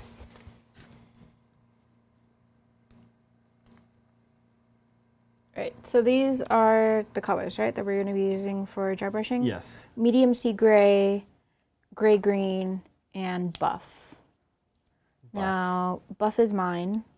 And I like adding like a warm color to a bunch of different cool colors.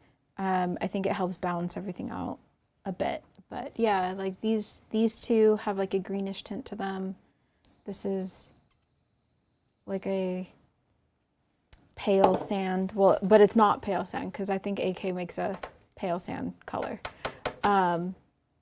So yeah, I think even I think the first time I ever paint terrain, I think I just followed like a little, like one of GW's little like how to paint their like those city ruins that they did. Mm-hmm.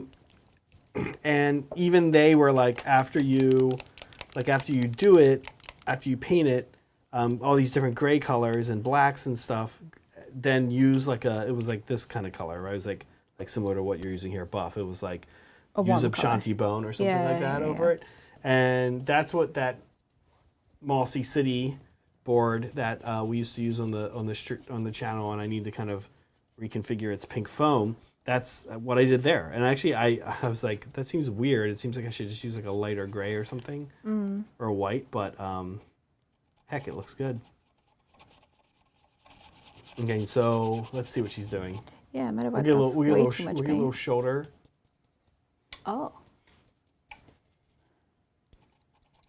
Now, when it comes to dry brushing, I like to start off completely, like, way too conservatively at first. Mostly just because I have done the thing where you, like, have, like, this massive streak that goes through it. And that's just not a good feeling. So, if it looks like I'm not putting anything on it, that's why. But it does come across. Oh, the big streak is stupid, right? You don't want the big streak. Yeah, the big streak on like plastic models is fine because I can just take a wet brush and wipe it off. But on stuff like this, once you put it on, it's there. I always forget to have like the wet brush ready the first time. Like, oh no! You have to like rush for it real quick. And then you can never like fully take it off.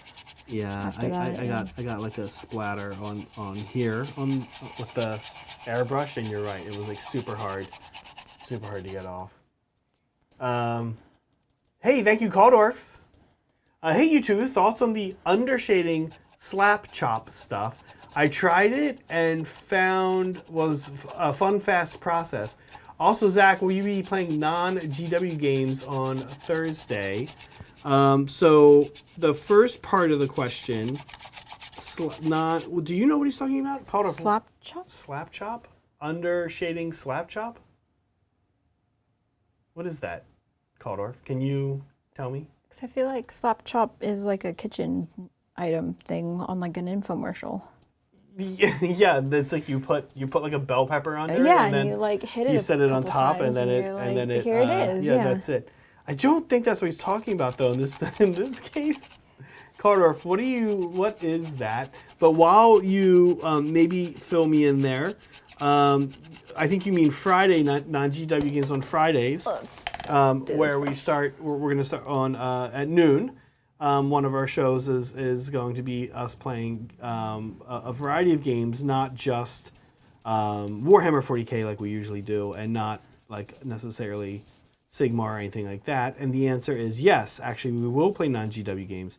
I think when we talked about it Saturday on the stream when we announced the new schedule, we kind of leaned into that. We said, well, lots of times games like, because we do get a lot of requests for games like Kill Team and Blood Bowl. Legion. But Star Wars Legion is a non-GW game, right, that we will almost definitely, I mean, I can really just say we will be playing on Fridays. So yes, we will absolutely be playing Legion. I think down the road, probably playing some things like Conquest.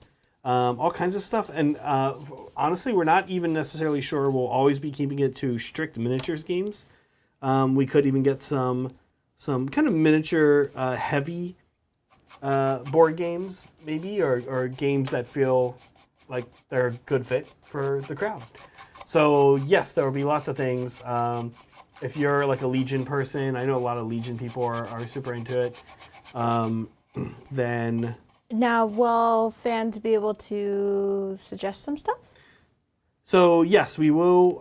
We have a few mechanisms in place for fan voting. We have some kind of some fun things going on. There may or may not be even a spinning wheel involved. Ooh. So kind of some different things going on, and we're excited for it. Now, if you are a Battlefleet Gothic, Graham, of course, all of the games, all of the things, we have all the time in the world now. While we cannot, it's really just an outlet and like a set thing of like, here's the other category. The thing is that when you look at what miniature games people play and pay for and have big communities around and online communities and go places for, It's no secret that Warhammer 40,000 is huge. It dwarfs all of them, right? Yes. So the reality for running a YouTube channel is that if you want to do these other ones, you have a few choices to make. We could have an Aeronautica channel, but we would be doing that as a labor of love, because it just would never really have any kind of draw to sustain a business, to pay rent here at the studio, right, and stuff like that. So you sort of have to, but at the same time, these games are amazing and we want to play them. So this is really an outlet for that. We can't promise Legion fans or Aeronautica fans a game every week, but we're like, hey, we can come close. Well, not close, not even super close, but we can do it. We can do it. We can film, yeah. And obviously. There's a lot of games out there, and we're super open to suggestions. So if you do know something, start sending those our way that you'd really like to see us play. And we'll formalize that, and like I said, we will have votes for it as well. So we're excited. And yeah, thank you, Calder, for your excitement. Now, Slap Chop, did we get any? Okay.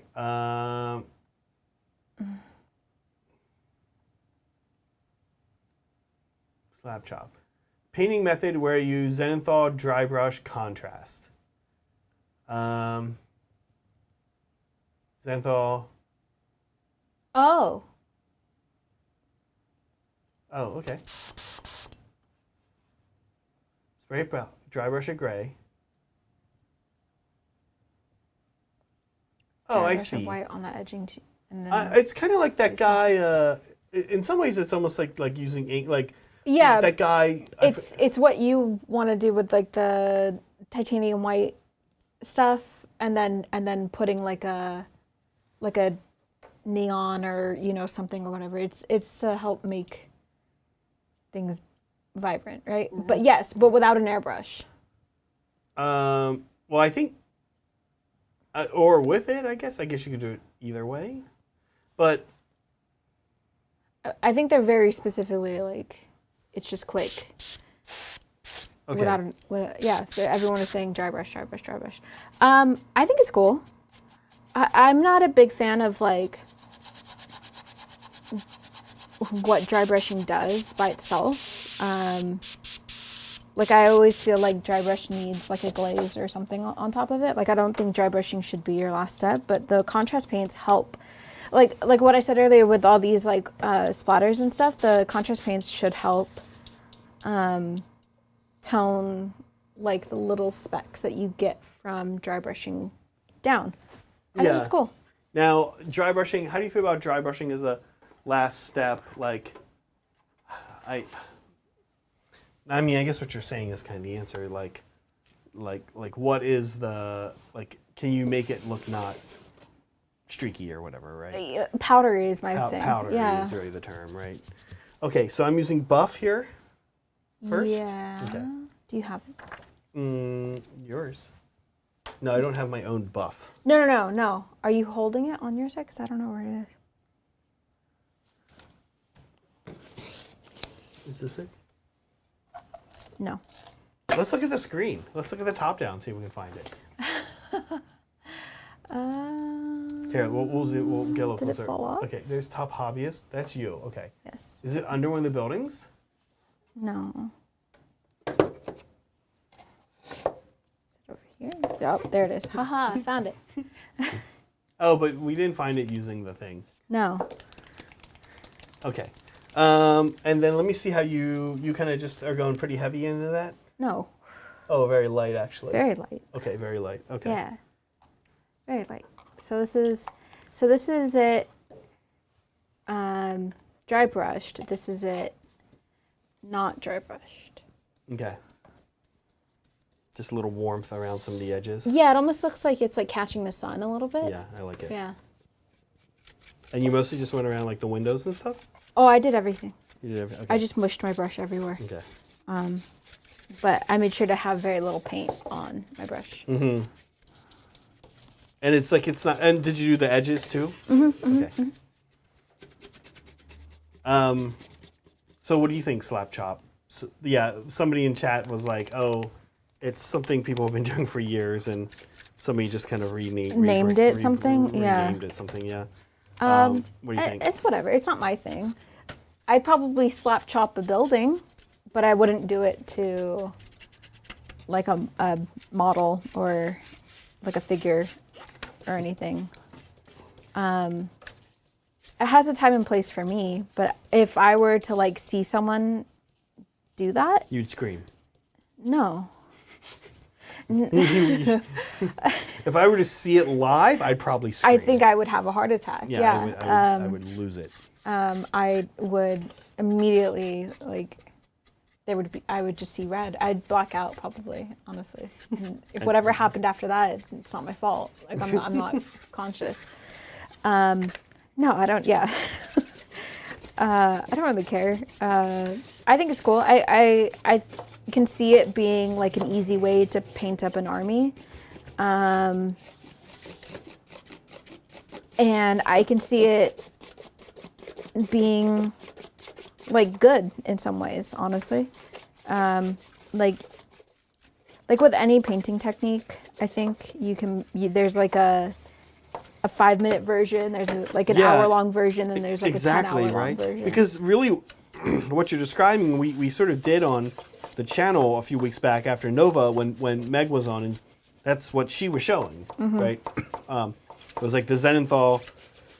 I don't think they did the dry brush step, and for them, they then they set it up that way with the initial white and the black, and then or whatever the colors were, and then sort of paint it from there over top of it. And I think that, like you said, like you could do that really fast over like a whole army, or focus on a character, or you could take a long time on it. There's a guy on Instagram that does it, but he does a really nice job with it. Yeah, it's very smooth. Right, yeah. like, do you know what I'm talking about? Yes. Yeah. I think I've shown you stuff from him before, and it's really smooth and it looks really cool. I think it'd be a cool way for me personally. I think I could use it in like I'm gonna get this base color down and then go in and like do details and stuff like that. But mainly, I'd probably just use it to paint terrain. Yeah. Oh, Meg also thought it was the kitchen gadget for... It's a... Those things don't work, by the way. They break, like, immediately. Oh. Yeah, it's a food processor without the processing part. It's a manual food processor. Yes. Yeah. Yeah. Yeah, and they don't work. They break really fast. Did you have one? You know what? Like, I think I want to say my.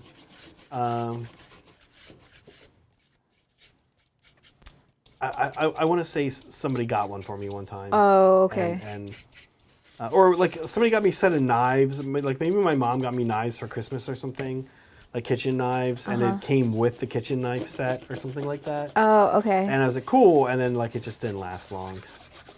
It just kind of like broke apart. Have you ever used one of those food processors that has like the little pull thing on it and then the blades spin? It kind of reminds me of that. That sounds old-timey. Yeah. Is it not electrical? Yeah, it's not electrical. You like pull the string and then the blades spin and then it like goes back and forth. Oh, no. That sounds annoying. Yeah, it's just not an electric food processor. Interesting. No, I have not. But I'm actually in the market. I need to get a new blender / food processor setup going. Mine is so old and it's finally failing me. That's a big thing. Like if you cook, you need to have one. I mean, I realized for thousands of years people didn't have it. It's helpful, yeah. This is actually really nice, this step right here that Kat has us doing. It's kind of weird to describe what it's doing because it feels like it's not doing much. But then when you compare it to something that doesn't have it on it, yeah. It's not changing the color. It's just like, it's just like making it warmer. but by making it warmer, I don't know, it feels more, it does feel more real. Yes. And it does just also look better, right? Like it's kind of all around pretty cool. It makes it look like it's outside rather than like a building within a building. It gives it the yellow light of the sun, which is why I like when it comes to terrain and stuff, especially if you're painting with a bunch of cool tones. I like dry brushing with like a much warmer tone because it adds that yellow sun look into it. Now, if you were painting something that was on like an alien planet, yeah, maybe you want to dry brush it with something else. But interesting. Yeah, because this is very nice, and it's funny because I'm not sure I've actually dry brushed this way in a while with like warm over cool like this, but like I said, it was the first thing I did when I did my very first Warhammer board, my very first terrain. I did this because I think Duncan Rhodes or somebody told me to do it in some video, right? Oh, okay. I was so like, cool. It brings you back to basics. Yeah, exactly. Yeah. So this, again, this is one that has it on. This is one that doesn't. It just, this one looks like much lighter, even though I'm not adding like a super light paint to it. Like you could see how dark the paint is as well too. So. Yeah. Yeah. Very nice, very nice. Okay. Yeah. Did you do like the floor even and stuff? Yeah. Okay. Yeah. Up streak. Yeah, there's a couple places where I went a little bit heavy, but it's okay. Because we're going to wash back on top of it. Exactly, yeah. So I'm not crazily concerned. But man, this is, my arm's getting like tired. Your arm is with all the dry brushing? Right. Yeah. This is like, so what the next step is going to be, what? How is the next, we're going to dry brush 2 more colors, and how are these going to? Yeah, so this was like an all over, like let's add some warmth and light. Yeah. The other one, like these gray greens, I kind of want to concentrate more along like the floor and stuff. Oh yeah, right. Yeah. Gosh, it does suck when you get a streak on MDF though. It just does. That's it. Yeah. Actually, the best thing you can do is like just use your finger and try to rub it around. Just mush it around. Dilute more, it. Yeah. Or it's like, oh, okay, well that's where like a tuft is gonna go or something, or that's where a vine's gonna go. Right. Oh, okay. Yes, and we do have vine. I'm actually excited for the vining process. I mean, that big building takes so long compared to the. Yeah. It's like it's not twice as much. It's like 5 times as much work as the non-big ones. The non-big ones you just like glide through.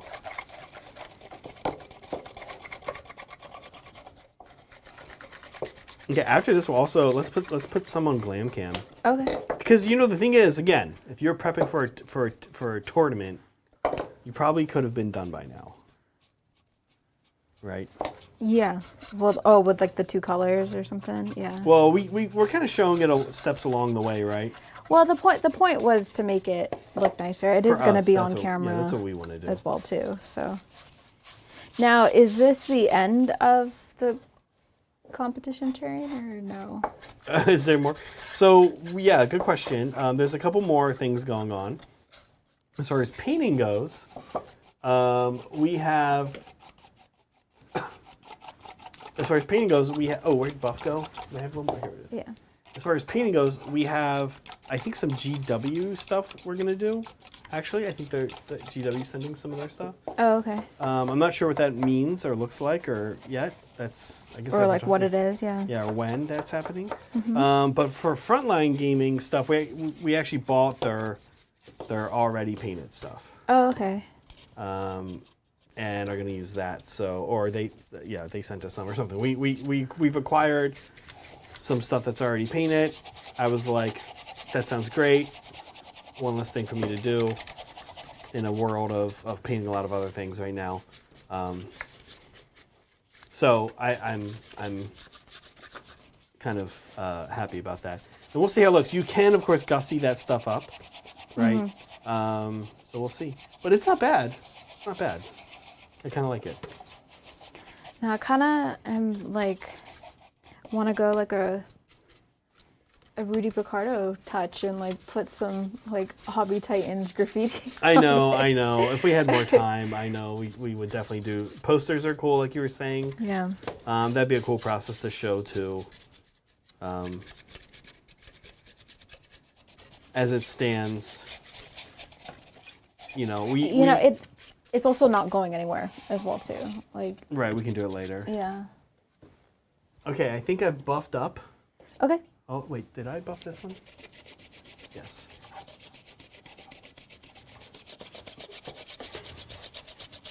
Okay. You gonna throw it on the glam cam? Yeah. Here it is now buffed. It went to the gym. Yeah, I don't know if you guys can see with the buff, but it is pretty cool. It is... Oh, here's one without it, so you can do... This one doesn't have it yet? Should I just put them on together? Yeah. Can you see the difference? I don't know if you can. I know you can in person. You can in person.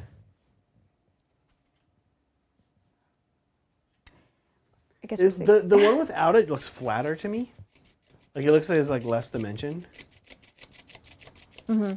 This one doesn't have any. Yeah. Right? And then that one does. Yeah, and it just looks like it has like more dimension.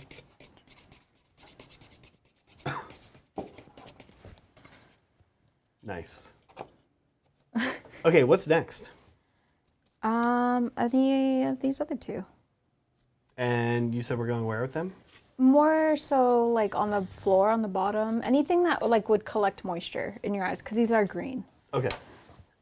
So like the corners, anywhere the wall meets like another wall or the window ledges or something else.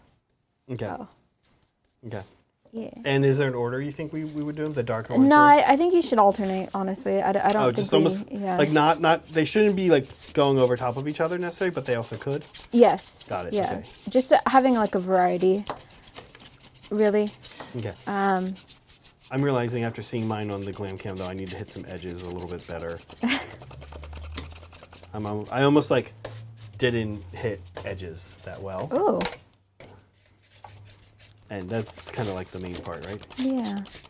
Okay, we'll see, and I'm excited to see how my tiles come out in the finished one. I only did it on one, but we'll see.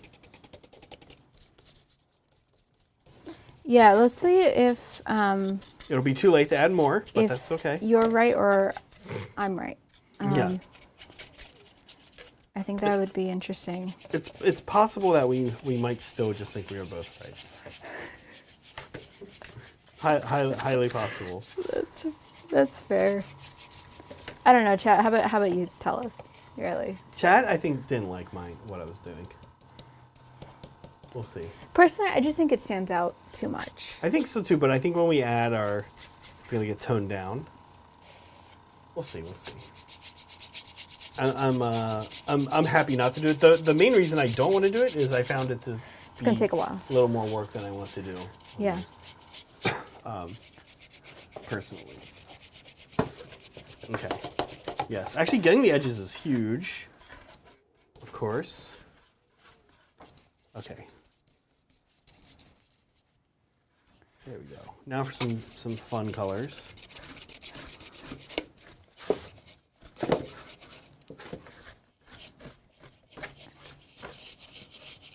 And when we do fan stuff, we also have to get to. A lot of fan stuff. It's double fan stuff yes, too, huh? It's double fan stuff again. You guys are really bringing it with the hobby pictures and stuff. And also, I was telling Zach earlier that like you can really tell who watches the stream and pays attention, because like I'm noticing a rise of people putting their names on their pictures. Oh, which is nice. Like some people who notoriously have like really busy backgrounds are like cleaning up their backgrounds and stuff. So I am noticing, it's great. I love it. And I really appreciate it because it makes it cleaner and easier to pick like pictures and stuff. Because I want to showcase like everyone's stuff. But yeah, obviously if it's not, like if it's in like a here's one color, I'm not going to pick it. But yeah. Should we do it? Let's do one. It's in 2 parts. Yes, let's do one. Let's do one. Let's start here. Oh, this is amazing. Yeah. So have we been seeing progress on this guy? No, maybe not actually. I don't know. Okay. But this is Timbit stuff. And he's the one who had the really cool tank last week that had the Oni face on it and the clouds and stuff like that. Okay. He does have another one in here. It's a different tank, but I did want to show off this guy because it's like, it's not just vehicles, but this is really cool. Yeah. Yeah, this is very nice. The armor looks amazing. The sword, White Scars Heresy model. I do love this shoulder pad that they give you with the like stud things. The rivets, yeah. I think like it's cool to see. I've seen a lot of really cool models of what people have done with the Heresy. Don't forget this one, I think. Oh, okay. Of what people have done with their Heresy models. Mm-hmm. But I think this is my favorite thing that anyone's done with that shoulder pad. Yeah. Yeah. Yeah, it's just so cool. It looks very grimdark. So very 40K. Well, it's 30K, but still. Yeah. It's very grimdark, which a lot of people are into, and I enjoy it. So. Yeah. Super cool. Very cool. Very cool. Okay, what else we got here? Here we go. Moving on. Some Emperor's Fists. No, Emperor's Fists. Imperial Fists. Sorry. Yellow. Yeah. They were just cool. I like them. I like their checker. Well, no, it's not checker. It looks like a more muted yellow than usual. Yeah. And a little bit of goblin green bases. Which is cool. Some old school bases. Old school bases, yeah. It's funny, Meg was like, oh, there must be goblins nearby because of the sword glowing blue. And here is the goblins. Goblin green. Yeah, the goblin green is interesting on these, actually. The goblin green bases just remind me of Blood Bowl. It's interesting because I feel like, yeah, exactly right. I feel like I haven't seen goblin green bases on anything other than when somebody's like, well, either an actual model from the 90s, right? Right. Or when somebody's trying to, like, that's like a style some people have been doing. Mm-hmm. And I haven't seen it. Lamenters. Yeah, guys, I don't know Space Marine chapters. Yeah. Anyway, I just thought they were cool. They're really well done. How do you feel about goblin green bases? I don't like them. Except for on Blood Bowl. Because Blood Bowl, I think, is weird enough for it to be like, okay, that's fine. I just think it on a mat. It looks like Blood Bowl. Yes. On a mat, though, like on a grass mat, it just looks weird to me.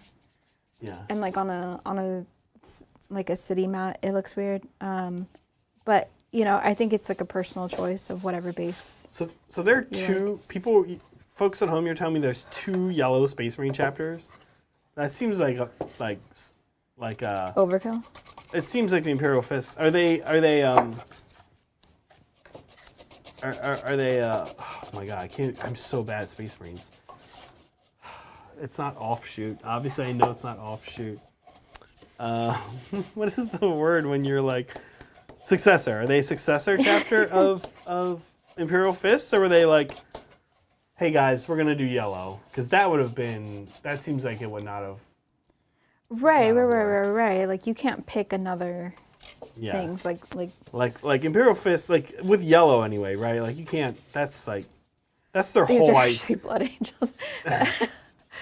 That's their whole idea. Lamenters are blood angels. She's saying it's a successor of blood angels. Yeah, but still, like, Yeah, yellow, that's come rough. on. That's rough for Imperial Fist. They must not have been happy about that. You show up to a party wearing the same dress as somebody. Pretty much. It's kind of awkward. Pretty much, right? Yeah. Anyway. You don't pick yellow. These are not you don't Lamenters. pick yellow as your Space Marine chapter to have somebody else pick it, right? Right. Knight. This is a Warglaive. This is a Warglaive. Super cool. Yeah, it's just very clean. I like how dark the red was. Well, it might be dark. Anyway, I liked how like it's just red, but then like here's a bunch of silver and everything else around it. It's the only other color really was the thing that caught my eye. Yeah, it's a cool way to paint these. And then when you have like a whole army of them, it looks super cool. Yeah. Metallic base, I like. Yeah, that's pretty cool. Oh, this is the same person, right? Yeah. Also Timbits. Yeah. Which makes sense because this is also a White Scar thing, a rhino here. Yeah, this is cool. I can't wait to see like the entire army. I think that'd be so cool. Right. To see it all together. Yeah. Yeah, this is just super well done. His weathering's very cool. Uh-huh. It's like mostly through just chipping, which I like a lot. There's a little, but actually there is like grime on around the bottom, but it's very subtle. It's not like too crazy or anything like that. But yeah, obviously the freehand is like what stands out the most. But like other than the freehand, it's just a beautifully painted tank. Yeah. And weathered nicely as well too, I think. But yeah, I like the amount of work that I've seen Timbit put into these models and stuff. It's just, yeah, I can't wait to see everything all together. It's gonna look amazing. I gotta say, I actually don't feel like I'm getting like Same. This step that we're doing right here. You don't think it's necessary? Yeah, I would say like if I was trying to crank these out, Okay. I would axe this step. Okay, let's skip it then. But you should try because maybe I'm doing it. Maybe I'm not doing it as aggressively as you would do it, or something. Sure. Right now I'm using gray green, which to be fair is the darker of the two. Yeah, great work, Timbit. Awesome to see you in chat. And Manza, good luck. He says attempting the airbrush for the first time. Yeah, super good luck on that. Good luck. Yeah, I'm really excited to see this White Scar army too, and honestly, what Timbit starts painting next. Pretty cool. Little grave guard. Oh no, this is actually just a death rattle. It's so cool though. Yeah. Yeah. I also, when these guys came out, like everyone was like poking fun at their poses and stuff like that. I just think they're funny and they're cute. I like their poses. I don't know. Yeah. This is a really cool kit. The death rattle kit is a really good kit. Oh, there's another good AOS glow up Willow. Like old skeletons compared to new skeletons. Yeah. It's kind of night and day. And I don't know, man. Like a lot of people didn't like these poses. They were like, give me all the old. There was like a rush on the old, like secondary market for the old ones. And I was like, really? guys, I like the new poses. I think they're I was cute. like, okay, guys. They add like personality to them. I know, them. Yeah. right? The old ones are just like, yeah, it's like Hero Quest almost. You know, I'm gonna agree with you. It's not doing enough. It doesn't really do anything. Well, actually, what you're doing there, you're kind of just going like almost like straight across the bottom. That's but it's not. It's cool. That's not exactly. It's not enough. Yeah. Okay. Yeah. Okay. Yeah. Let's axe it. It's always good to learn. What does that mean we're at then? The Athonian camo shade. Oh, fun! I love this part. Yeah. Oh, okay. Bionic. Bionic's been making progress on this army. This is super cool. Bionic was in chat earlier. I don't know if they're still in chat. This is cool. Warsong Revenant is just such an amazing model. Right? Yeah, I'm just seeing Caldorf say they missed the slap chop discussion, even though they were the one who asked the question. I guess to sum it up, it is cool. Has a space in the hobby world, obviously. Not really our main way of painting is Yeah. our consensus is there's a cool 5-minute way of doing things. You can do an hour and then 10 hours. Yeah. Personally, I'm a big fan of the 10-hour. I think you're getting up into the hour thing. I'm probably, yeah. Yeah. It depends, but yeah. Yeah. Anyway, that was it. Yeah, I like this base. I like your bases, Nick. I like this. I like the colors in the Warsaw Revenant, the green and the light blue. Yeah. We did fix our TV a little bit. You guys always hear us complaining about the TV. We still think it's not perfect. It's not the gray. Like, it has this, like, weird wash of, like a gray blue over it. Are you airbrushing this? Yes. Okay. Yeah. And you're going where? Like floor, where bottom? where I wanted to put these, Okay. because it is green. It's supposed to be like On its way up. moss, moisture, yeah. whatever. Yeah. Okay. Mildew, stuff like that. Yeah, I love the base on this. It's cute. It's a great base. Yeah, nice work, Bionic. And I do still hope I get to play against this army one day. Oh, a little rip. No, these. This is a little bit of everything. No, it's more mono. It's a broadside. Yeah. Oh, I was like, is this a riptide or a crisis suit? And then I was like, oh, No, is the it's answer. a broadside. Yeah. Yeah. This is so much more. More. Yeah. Yeah. And like that, you just want to do like almost like that kind of. Would you do less? I'd probably open the needle up less or drag the needle back less. So, sorry, less, like up the building less? Yeah.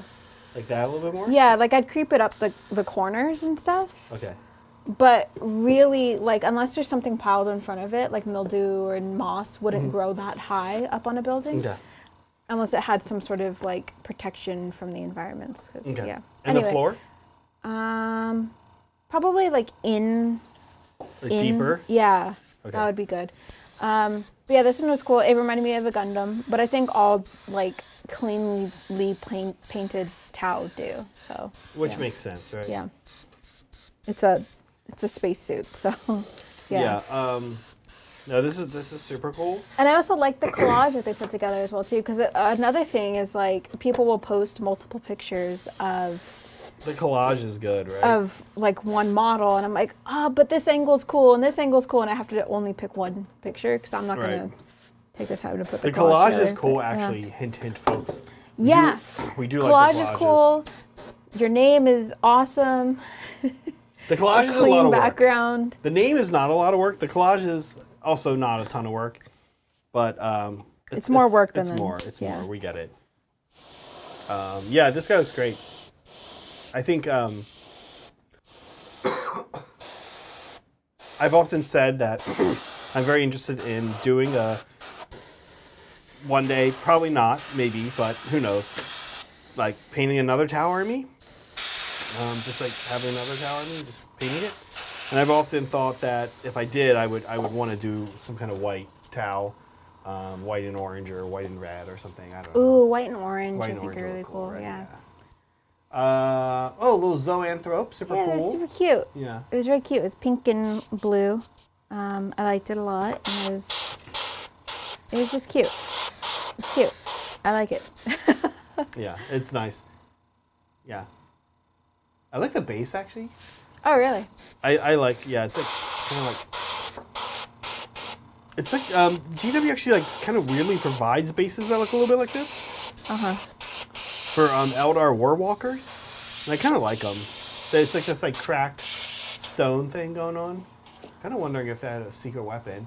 Oh, very orange, very reddish orange. It's officially Orktober is the caption on this picture, so of course I picked it.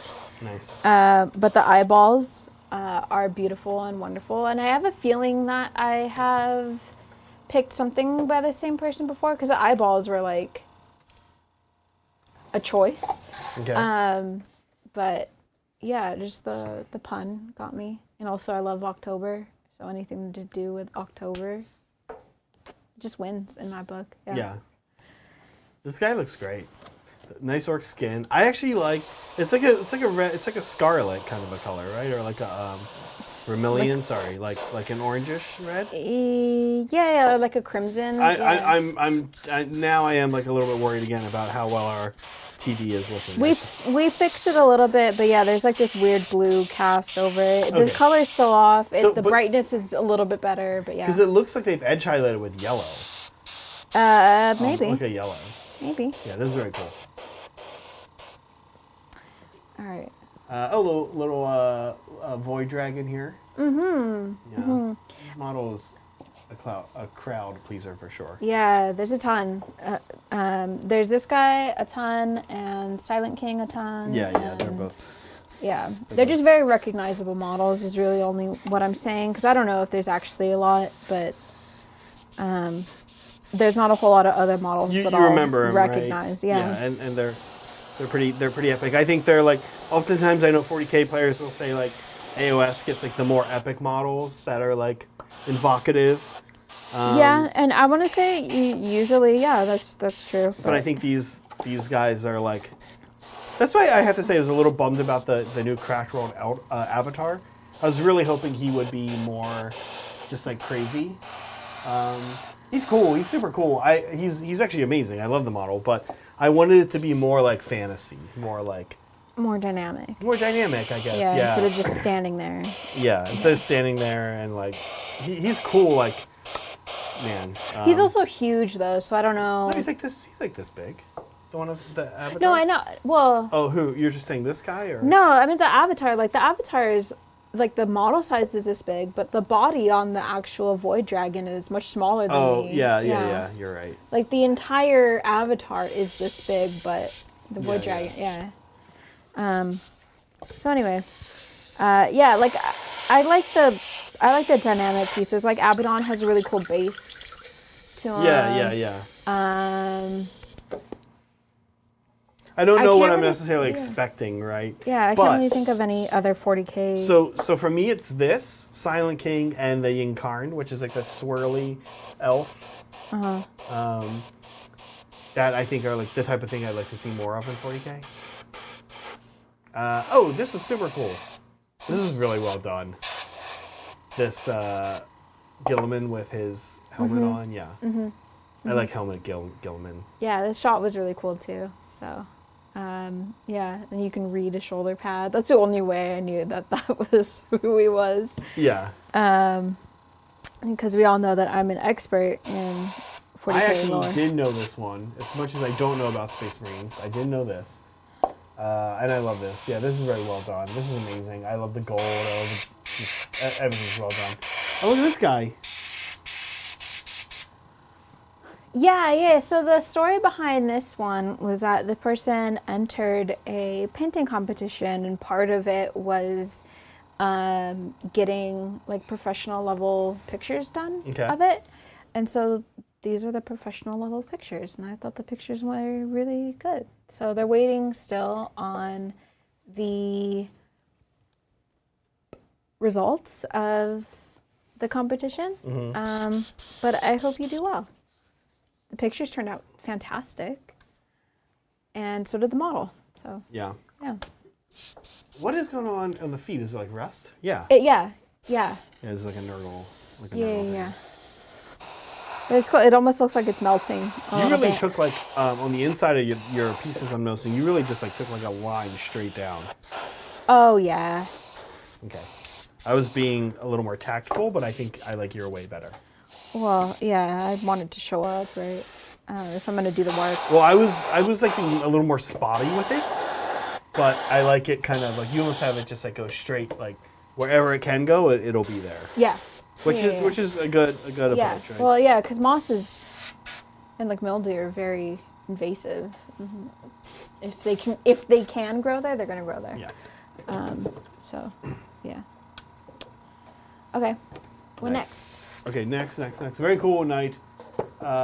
Little hive tyrant here. Yeah, Galileo's in chat, so here you go. Put your name on it. I can see that. Great job. I will pick it. if you put your name on it. Fantastic. I like the colors. I like there's like these little striations down it as well too. Very, very Tyrannid. But it's cool. I like the colors.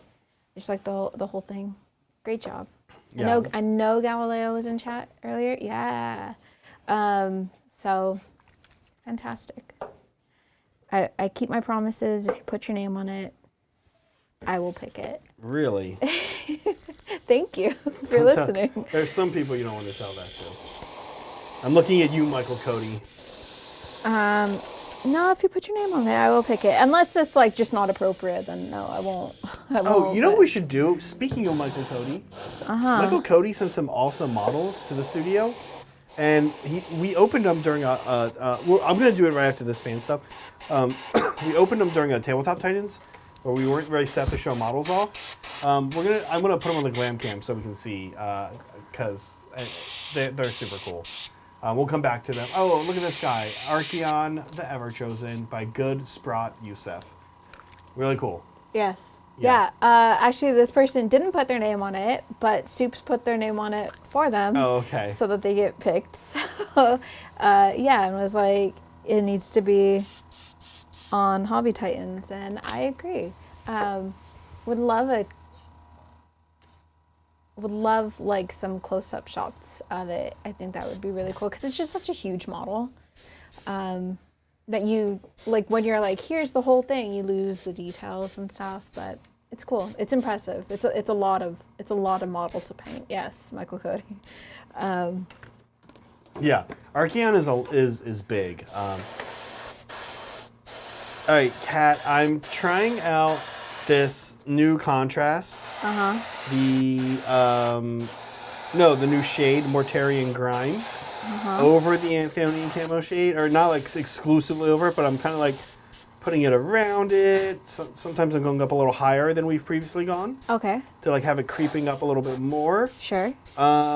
It is a greenish brown, true to what it actually looks like. This is, I'm feeling like it's okay. This is a step I probably will, since my airbrush is loaded, I'll probably just knock it out. But this is probably another falls into the category. I'd probably skip this if I was doing a lot. Okay. You know what I mean?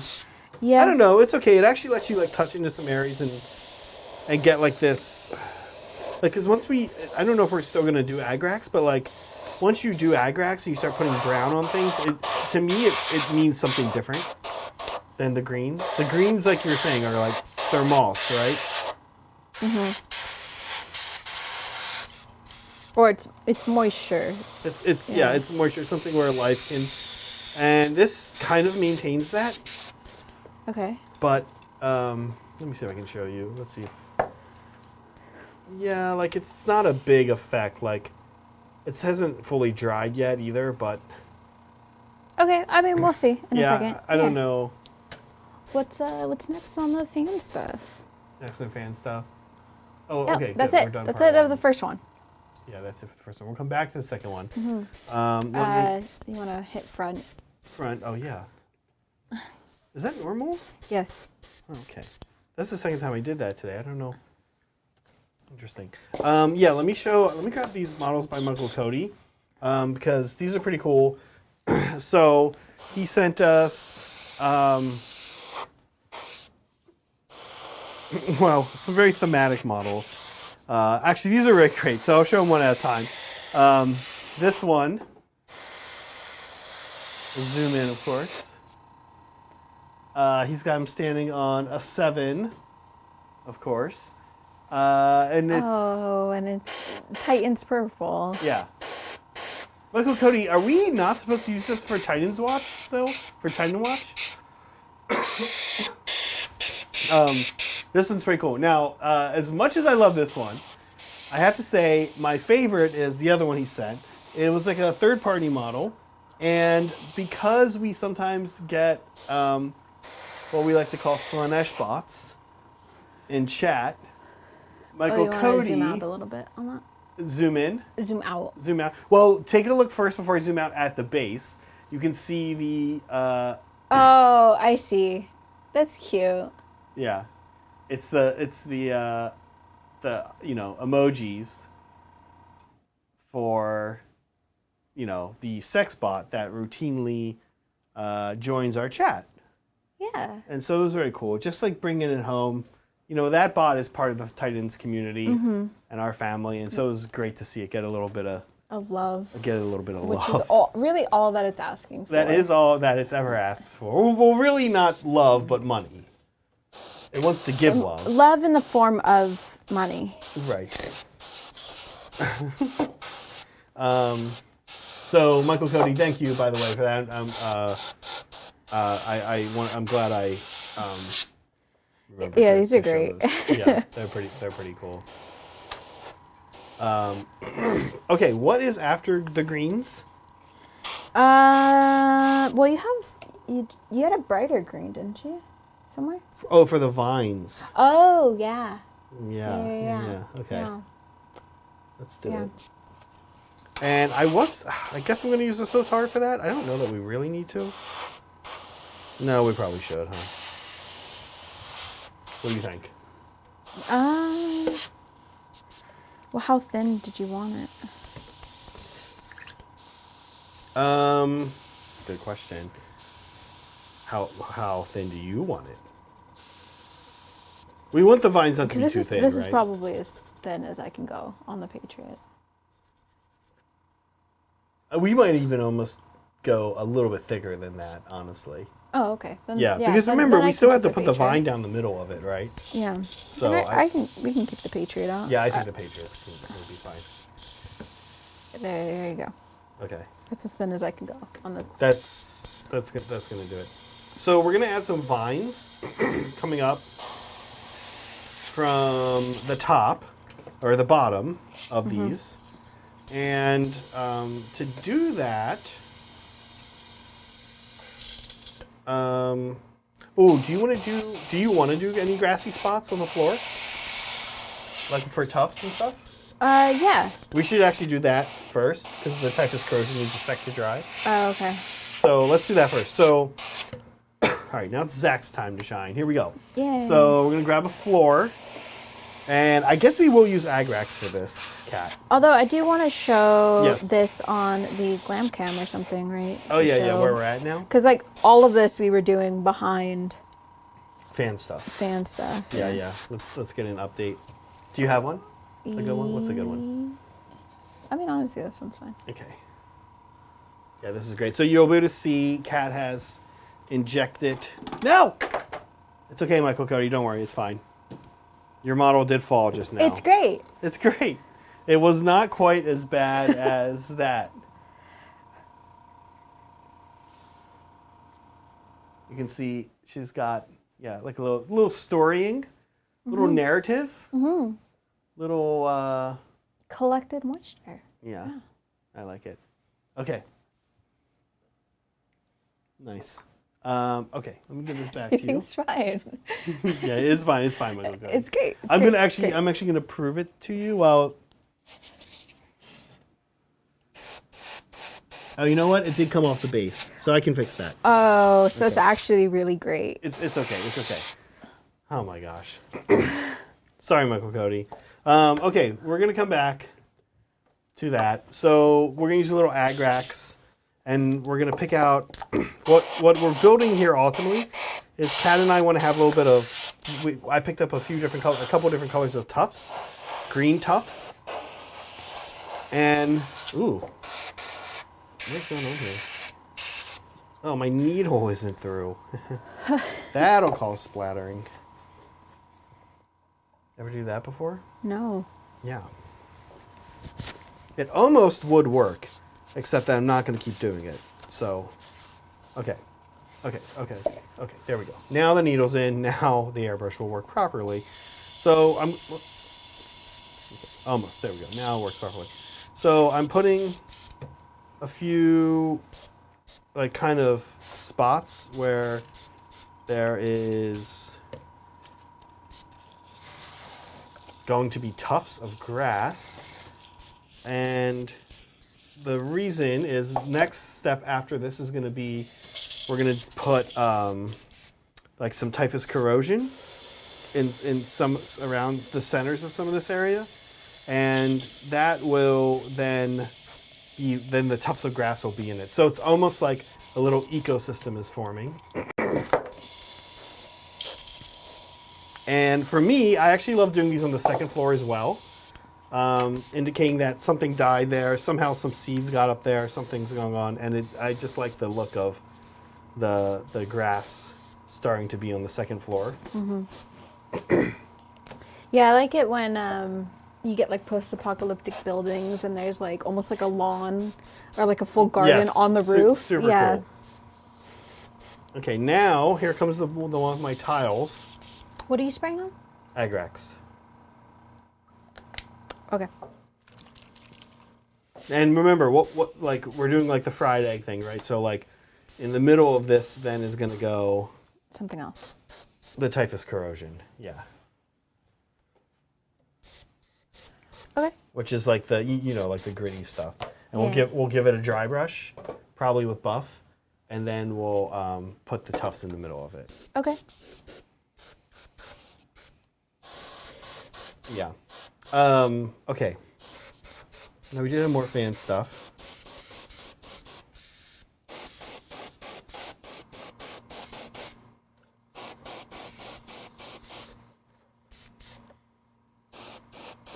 Okay. Fan stuff 2. Ooh, I like this model. Mm-hmm.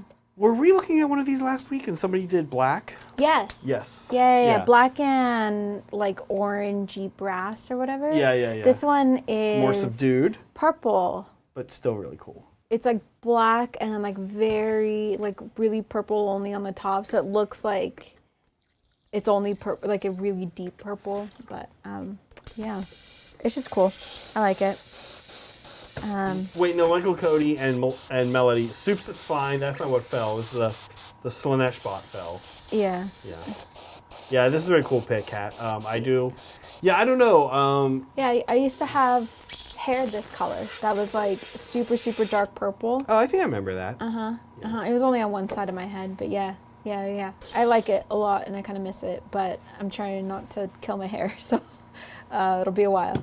But yeah, that's just kind of what it reminded me of, and I like it.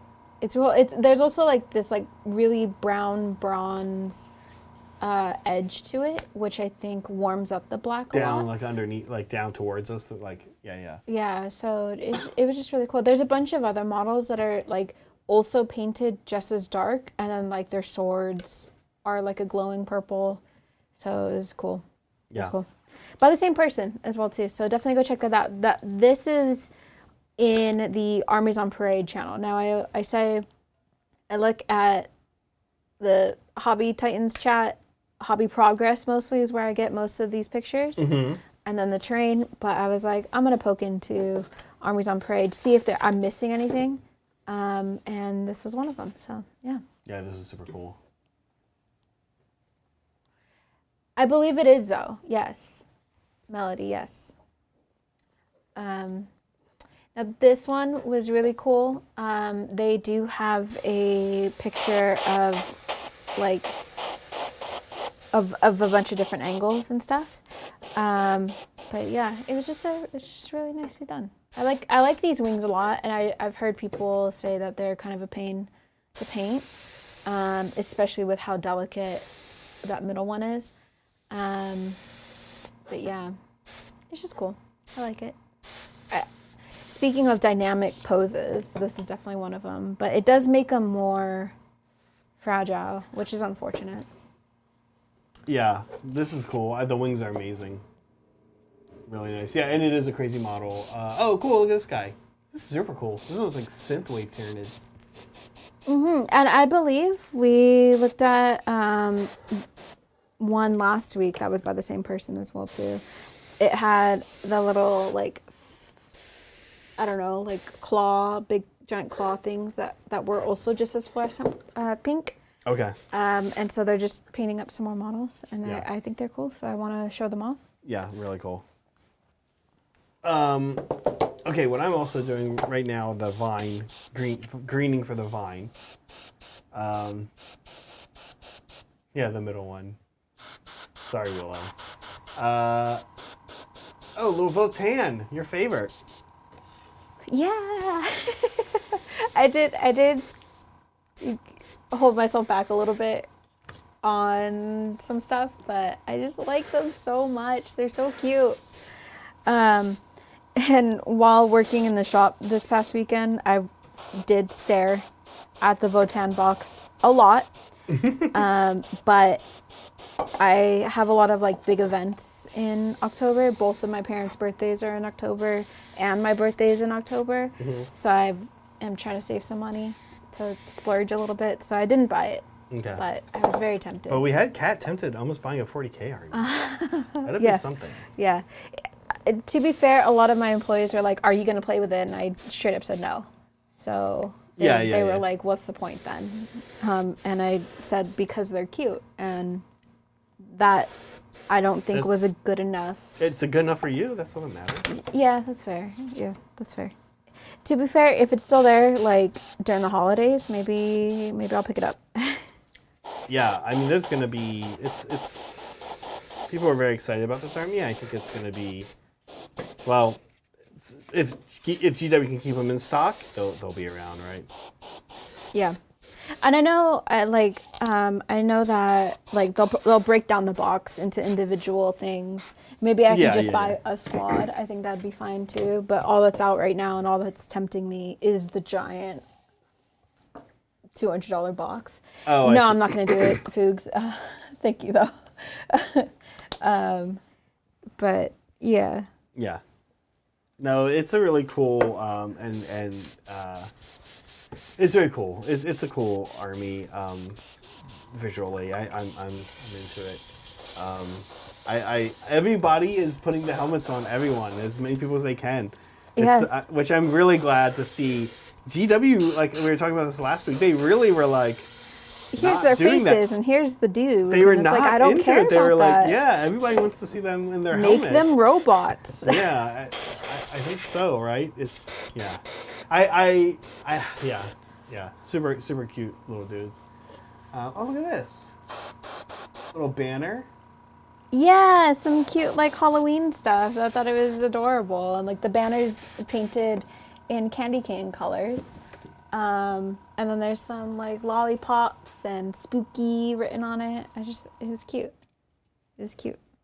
That's big fan of cute stuff. That's what I was literally just about to say. That's how you get Kat to put things on fan stuff. Yeah, there's a lot of ways that you can like manipulate me in order to pick your thing and make it cute. Put your name on it. Get a clean background. Get it to be in focus. One, make it cool. I like how many of these are just things you should be doing anyway. Have it be Votan. Put your name on it. Did I already say put your name on it? Put your name on it again.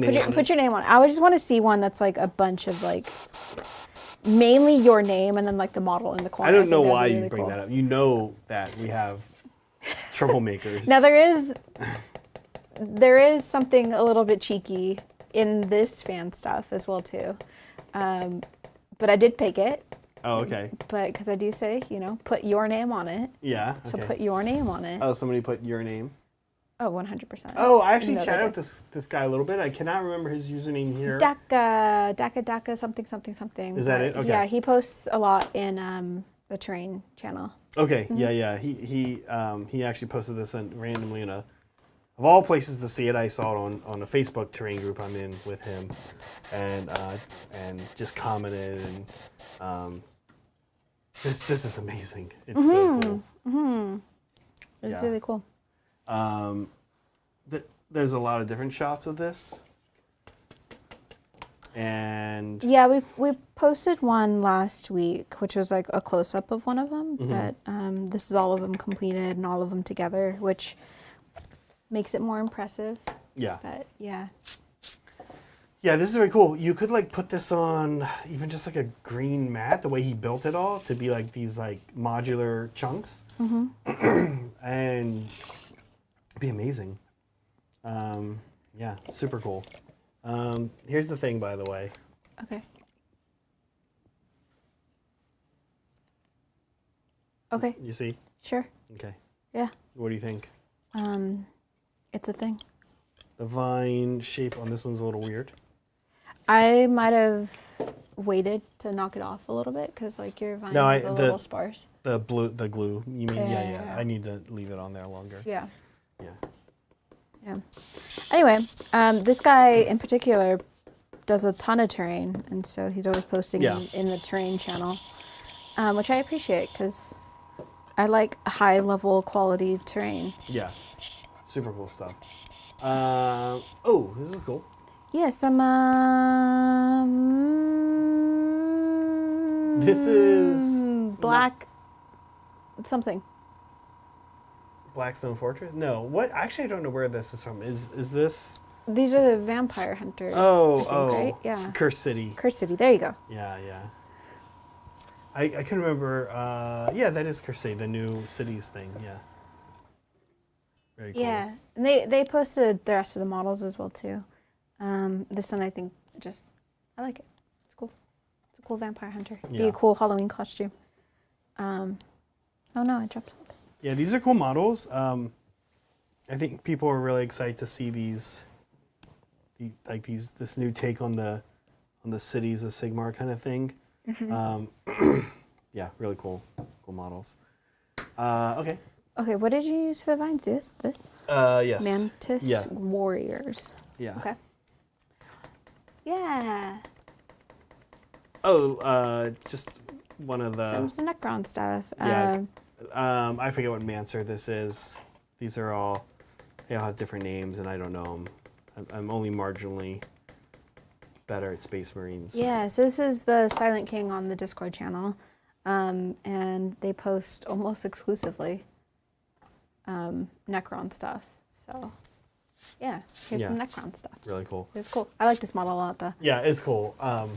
But whatever the skull thing going on is not part of the model normally, right, folks? Is that like a... Do they make that? Yeah. Yeah, I think we've talked about this previously, and we're like, oh, where's that skull from? But it's part of the model. Oh, it is part of the model? Yeah. Okay. Cool. Oh, look, a little more Votan. Yeah. It's okay. Yeah. They're just cute. It looks like a little vacuum cleaner. Like, isn't that super cute? Or like a... Yeah, it has some vacuum cleaner vibes. Yeah. I know. Or I know like what a floor polisher. A buffer, like a floor buffer. I think that's more it. That's it, right? It's like a floor.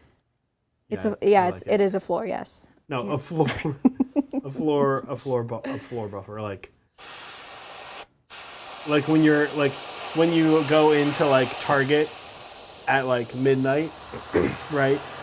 And they're like still open or whatever. Are you going to Target? What Target is open at midnight? Or like when do they close? But like you go 10. Okay, then maybe not. Like some place that's open 24 hours. Oh, like Safeway? It's like some Safeways are open. Yeah, you go into like a Safeway at 12:15, 2 in the morning, and there's like the guys buffing it. Yeah. And it's like a whole other crew of people that you've like never seen there before. And yeah, they're like, that's fair. they I also don't work in a store and we have a floor buffer. Yeah. That's like these guys. Oh, there it is. There you go. There you Look. go. Love it. Kat, I picked it. You've been playing with fire. Yeah. No, I said what I said, and I'm going to stick to it. She's standing by, folks. Keep in mind, this week you told people to put only their name, almost exclusively their name. So we'll see what comes back at you. I mean, I think there's an obvious answer there. Very cool. Yeah. Anyway. But they are good models as well, I was gonna say, other than that, I had picked this picture and then scrolled down a little bit, then saw that, so deleted the other picture and then picked this one because I said what I said, and so, I'm gonna stick to my guns. Yeah, I like it. Yeah. I appreciate that about you.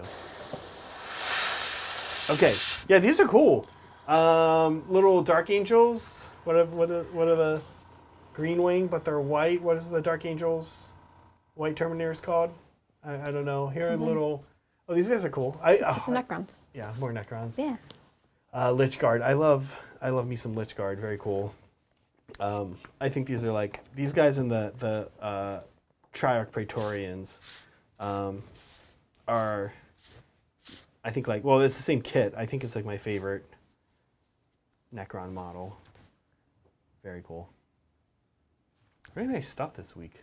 I guess I see why. Oh, there he is, Soups. It worked. Oh yeah, your picture actually worked this time. It worked. I was so excited. I tested it first before anything else. So, yeah, here's his Arizona green tea cherry blossom Eldar.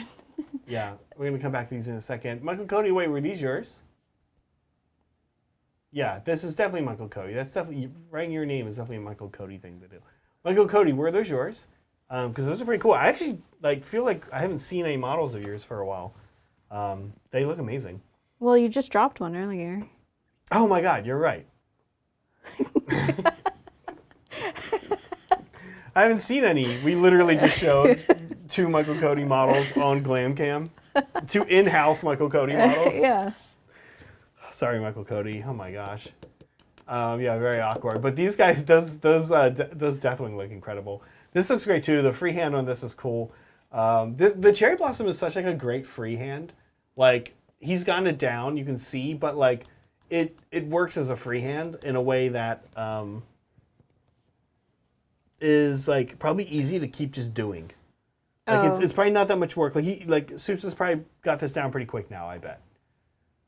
Oh, like in simple shapes kind of thing? Exactly, Yeah. right? Yeah. Well, I mean, whoa. yeah, he's been doing a bunch of them, so. Whoa, this is awesome. Yeah, this was super cool. This is one where the person commented saying that, like, oh, I went on here, asked for some advice, here's that advice, like, realized, I guess, like, I took it and I did some stuff, which I thought was really cool. I like the camo netting and stuff on it. I thought that was a really nice touch, and it's different. But Yeah, this is super cool. yeah, they posted a bunch of different angles of it. Okay, I want to look at more of this. I love me some like stealthy like integrated into the base type things. And this is great. May I have the you know what? Actually, I probably have enough here.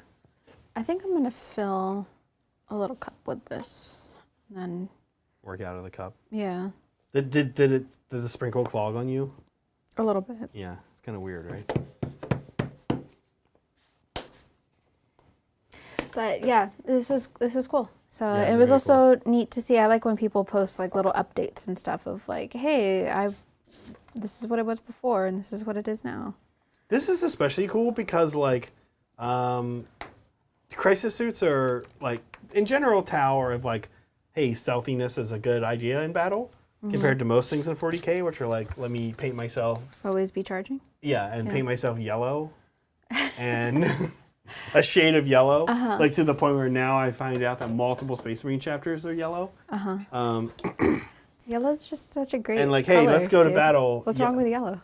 Nothing. Of course, you know that nothing's wrong with yellow, but I don't know. Like, it's not the best color in the jungle, right? Or maybe it is. I don't know. any natural setting, except for maybe Yellowstone National Park. The stones are kind of yellow there. You'd be surprised. Moving on, though. Wait. What is happening here? Oh, this is a Okay. It's a little chicken. I was looking at the thing on the base. Oh no. Okay. Yeah, it's a little chicken. Yeah, this is cool. These are the walkers from AdMech. Yeah, super cool model. I think this one is yours. Mine? Maybe. Oh, the building? Maybe it's mine. I don't know, but I also don't see any of the Athonian camo shade on it, so I'm gonna hold off on that. Athonian camo shade or the vine? The Athonian camo shade on it. Did we forget the Athonian camo shade one? Yeah. It's possible. Hey, this looks awesome. It's on the inside, but it's not on the outside. Interesting. Yeah. Okay. I'll fix that in a second. Yeah. Yeah, this looks super cool.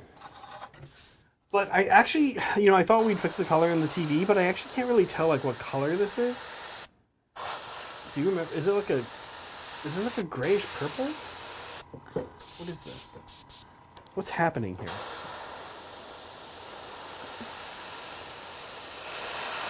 Oh wow, this is cool. Oh man, there's a freehand on here. Oh wow, I'm glad I came over for this. I would never would notice that. This is super cool. It's almost like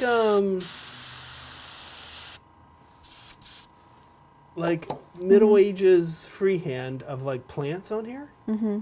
Super cool. The base is very cool too. Mm-hmm. Yeah, this is great. This is amazing. I'd actually like to see a whole army like that. Really nice. Okay, that's got to be it, right? Yes. Okay. I thought so. Okay, we'll go to top down. There's a lot going on here all of a sudden. Yeah. May I have, the little What? the fuzzy stuff? I know you're using some of it. I know you're using it to hold here. Oh, yes. Here you go. Let me grab this real quick. I'll get a batch of my own. Oh, thank you, Michael Cody.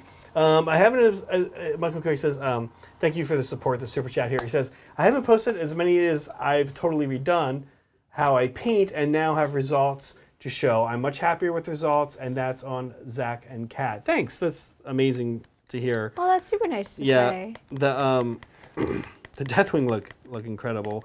And the stuff you sent also looks incredible. Yeah. And Michael Cody also posted another picture as well too of like 3 other models, just as equally like good, honestly. Oh, okay. So if you wanted to see that and check that out, but yeah, it's good stuff. Good stuff. Yeah. I keep picking up the piece that I'm like, oh, I'll get back to that one in a second. But yeah, so we're just trying to green some stuff up. We're in the crafting part now, the crafting phase of making terrain, which is always fun. I love the crafting part, where you feel like you're not really a hobbyist anymore, but more like just like doing some children's craft. Okay. You know what I mean? No. It's like in the crafting part. I'll put one up here shortly. Although Kat is right, the Woodland Scenics tough stuff wants to sit on the glue for a little while. Yeah. Yeah. Honestly, I don't think Elmer's glue is the best thing for this stuff. I like the Woodland Scenics brand glue? No, the Sand and Gravel Fixer stuff. The enamel glue. Because it soaks into the foam. Oh, I see. It doesn't like sit on top of it or allow the foam to sit on top of it either. Yeah. So, yeah. But do you? Oh, dang it! Do you still get the like texture of like the? I guess you're still building the foam up. Yeah. Yeah. Honestly, all you get is a texture. You don't get like the dollop of the glue in the middle of it. Oh, I see. Yeah. The dollop's a look. It's okay. It is a look, yes. It's explained away largely. It's fine, but I could see how maybe you wouldn't want it all the time. Yeah. Honestly, I'm kind of excited to see what these are going to look like when they're dry. Yeah, they look great. The only thing that would be even more cool if we had time would be to put like little... Some flowers? Yeah, little white flowers on them or something. That would be super cool. So that's a thing. That's happening now. Mm-hmm. These actually... Oh, man. It's actually kind of need to dry now. Yeah. We might have just ended ourselves a hobby stream without just much of a finished product. Pinned ourselves into a corner a little bit. Yeah, so let me think here.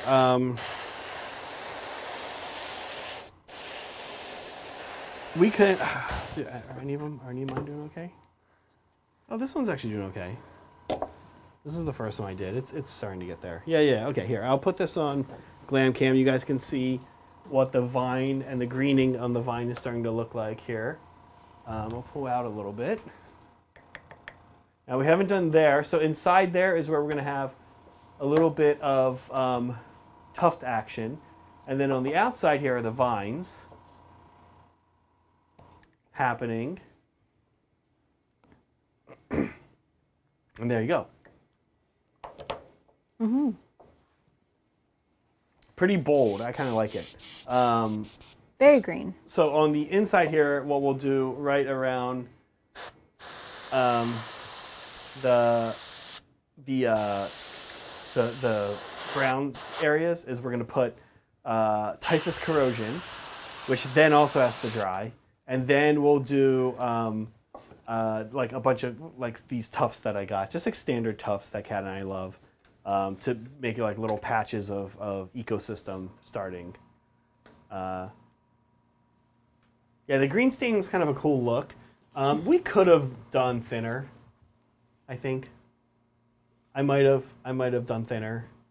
You maybe got thinner on yours than I did on mine. Yeah, let me knock mine off really quick.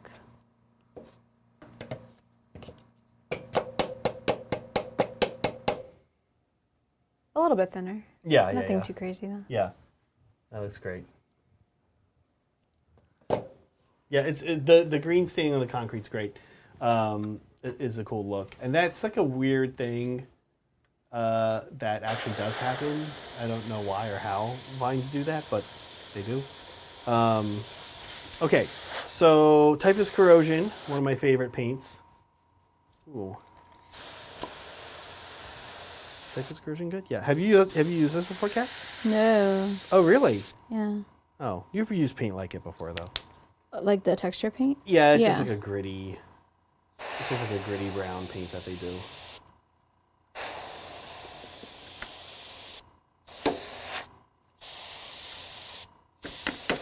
Okay.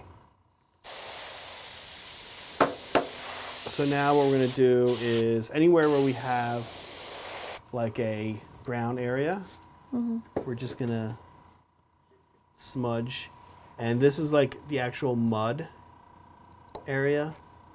That is, I usually use two brushes for this process. One to apply the typhus corrosion, and then I use one to like smooth it out a little bit into the blended area. Yeah. Yeah, Mel, I was looking, like, I guess Last of Us vibes, or I had Dying Light in my head while we were doing this, but this War of Mine is also like this kind of like gray blown out building kind of look. Yeah. I don't know what those things are. Other video games. I knew Last of Us was. I didn't know the other ones. Okay. So you're just putting, you're just doing like this, and then we'll put like 2 or 3 or 4 tufts in the center of each of these areas. But the way I've actually done this before is I use this flock again, literally, and just built like a area in there again. But the typhus corrosion is really kind of important, and the brown, the agrax surrounding it, because it makes it look like wet runoff, right? Like the soil was. That's how the soil spreads. Yeah. Like as rain hits it, it's like pouring down. And then I think also like the floor. It's sort of the same reason I was trying to do the tile, because the floor otherwise is very open and like not a lot going on, right? Yeah, in my head though, that's what the tufts and the green and the exactly right. Like That's for. no, that's what I'm saying. Exactly, like that's gonna like break that up like crazy. Okay, and I did one down here as well. This will be great. Yeah, Michael Cody, your model is very, very, very cool. I love that. How did you do? Actually, you're still here. Oh, Michael Cody, thank you for this little follow up super chat, by the way, saying Zach and Kat helped me refine the Deathwing scheme to that. Yeah, I like the yellow. Or not the yellow, excuse me, the white. I kind of like the white more than the bone. The bone's fine, of course. That's like the traditional. But white and green's kind of cool. I don't know. Beal tan. It's a cool look. And how did you? How again did you do the Michael Cody the emojis? Like, did you use? I forget. You said how you did it, and I can't remember what you said that you did. It was in chat during a good talk, and I wasn't really able to follow along with it. How's it going over here, Kat? Good. There you go. Well.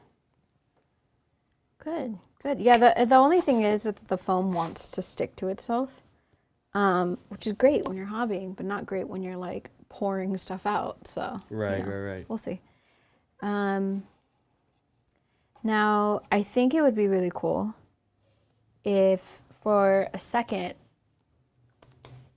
I could get like some twine or something and like bridge this.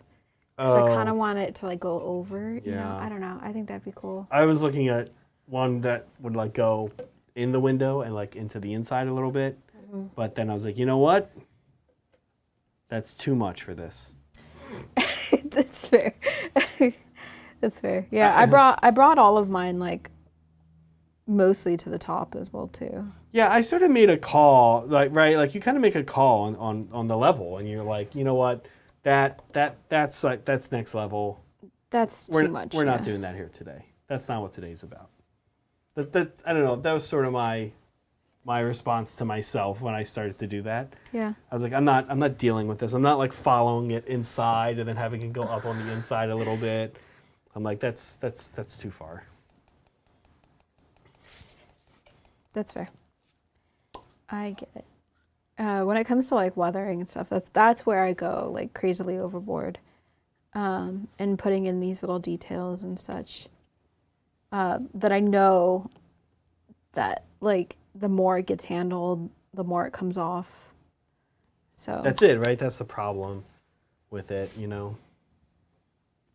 It gets shoved into a box, or people touch it, people drop it. The box is really the worst part, honestly, right? Like, weirdly, people don't, when they're playing with your terrain, like playing a war game, really that's not where breakage really happens. It happens when they're moving it around, taking it in and out of storage is like the number one. I've had people knock stuff off of tables. It happens, yeah. right? Yeah. I mean, that's even a joke on Titans that Adrian will seems to often knock terrain over and stuff while he's playing, but it's not really and things break that way, but that's not really the type that doesn't take paint off. You know what I mean? Like the in and out of going into in and out of a box is really what takes paint off. Yeah. Like that, and honestly, a piece breaking off for me is way less annoying than taking paint off. Right? I'd rather have to just glue one column back on something than have to be cool, now I'm gonna wait another 6 months till this is really bad and then do the rest of it. Yeah. Right? I'd rather just have to glue something quick than have to do painting touch-ups. Yeah, that's almost the worst part of doing pink foam terrain as well too. Because when this breaks, it's just wood. Yeah. But with the pink foam, it's bright pink. And pink foam breaks foam, bad. It breaks bad too. And it rips. Yeah. As well too. So. Yeah, it's never good breaking. Yeah, I that's why that board that we have a board here in front of us that you guys have referred to me called Mossy City, and that board the reason we have to redo it is because I glued my GW City plastic terrain. And it ripped on to the pink foam bases, which I now never do anymore. I don't glue them. I just let people sit them there, and the people playing on them, it's more likely to knock over while you're playing it. Mm-hmm. But then when it doesn't break, right? It just falls off the pink foam, and that's that. But yeah, when when you knock the plastic one direction and the pink foam doesn't move that direction or moves a different direction or stays still, then it rips off the pink foam, as Kat is saying, and it's really bad. It's it's pretty much done, honestly. It's at the very least, it's the beginning of the end for that. Yeah, you're gonna have to address for me, it's you can glue it back on, but that will always forever be a weak point. Yep, and it will be obvious that it broke there. So what I try to do, unless you really then get in and paint it, which now you're doing a whole nother thing, right? Yeah. What I'll do is I'll slap glue around it, and then I'll just dump some of this stuff on it. and then it's fine. It also like, and then I'll like add a bunch of like watered down glue to it to make sure like it's really soaked in. Yeah. So yeah. No, I know it's a nightmare. So don't do. And you guys have seen me like recently. We've done terrain recently. Kat, I think you were helping me work on one of them, right? The sandy like one. Yeah. A the little cool bit. rock, right? Oh yeah, with cool rock, yeah. None of that is glued. Well, that doesn't have any plastic bits, but it's pink foam glued to pink foam. That's fine. That can break bad, but it tends to not. That tends to break at the points. It's like when I feel like plastic pulls off the pink foam when it goes, and that's what you want to avoid. Okay, just doing a little bit of the touch-ups here on the, not touch-ups, but the typhus corrosion. Mm-hmm. Typhus corrosion will ruin your brush, whatever brush you use. Yeah, any texture paint will ruin your brush. Yeah. It won't even really be usable for texture paint again. It'll probably be usable for dry brushing. Yeah. But that's pretty much it. Yeah, or spreading glue and around not great. or whatever. Yeah, not great dry brushing either. Yeah. like messy dry brushing. So. Okay. Yeah. How you feeling? Yeah, I'm just gonna let. You gonna let this dry? It dry a little bit. I can show. Let me see if I have one that's dry enough for me to add some tufts to, and then we can call it.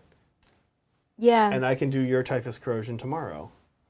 Your typhus corrosion step, which is sad for you because you didn't get to do it. That's okay. Do we have some tufts? Where did the tufts go? Where did you put the tufts? Oh my God! Is this how it ends? Is this how this? I mean, I have how the stream ends. I they're have right some behind me. tufts here. Okay, they're right behind me. They're right behind me. I was gonna say I have some tufts here. No, I've got it. Okay. Okay. Is this it? Is this what? We just say goodbye. All right. Well, see ya. No tufts. We lost them. Okay, I've got the traditional Gamer's Grass brand tufts here, and learning here from my dear friend Kat. The move, of course, is to mix tufts. Now, I only have 2 different tufts to mix here, because that was all Game Castle Santa Clara had. That was green. But you know what? It's going to be enough.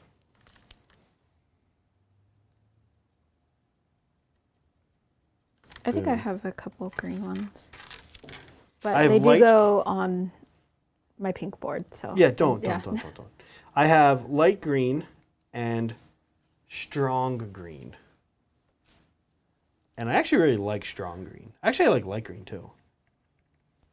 They're both look. They're great tufts. There's like a fake colored green one that I don't have that I want right here.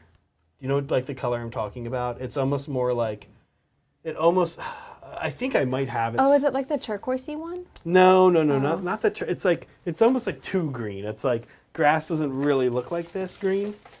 And I might have some, no. Maybe I do. No, I don't. Okay, but that's okay. It's like super green. Oh, is it this one? That's it. Yeah, here. That's the one. Okay, yes. This is like the other one I wanted.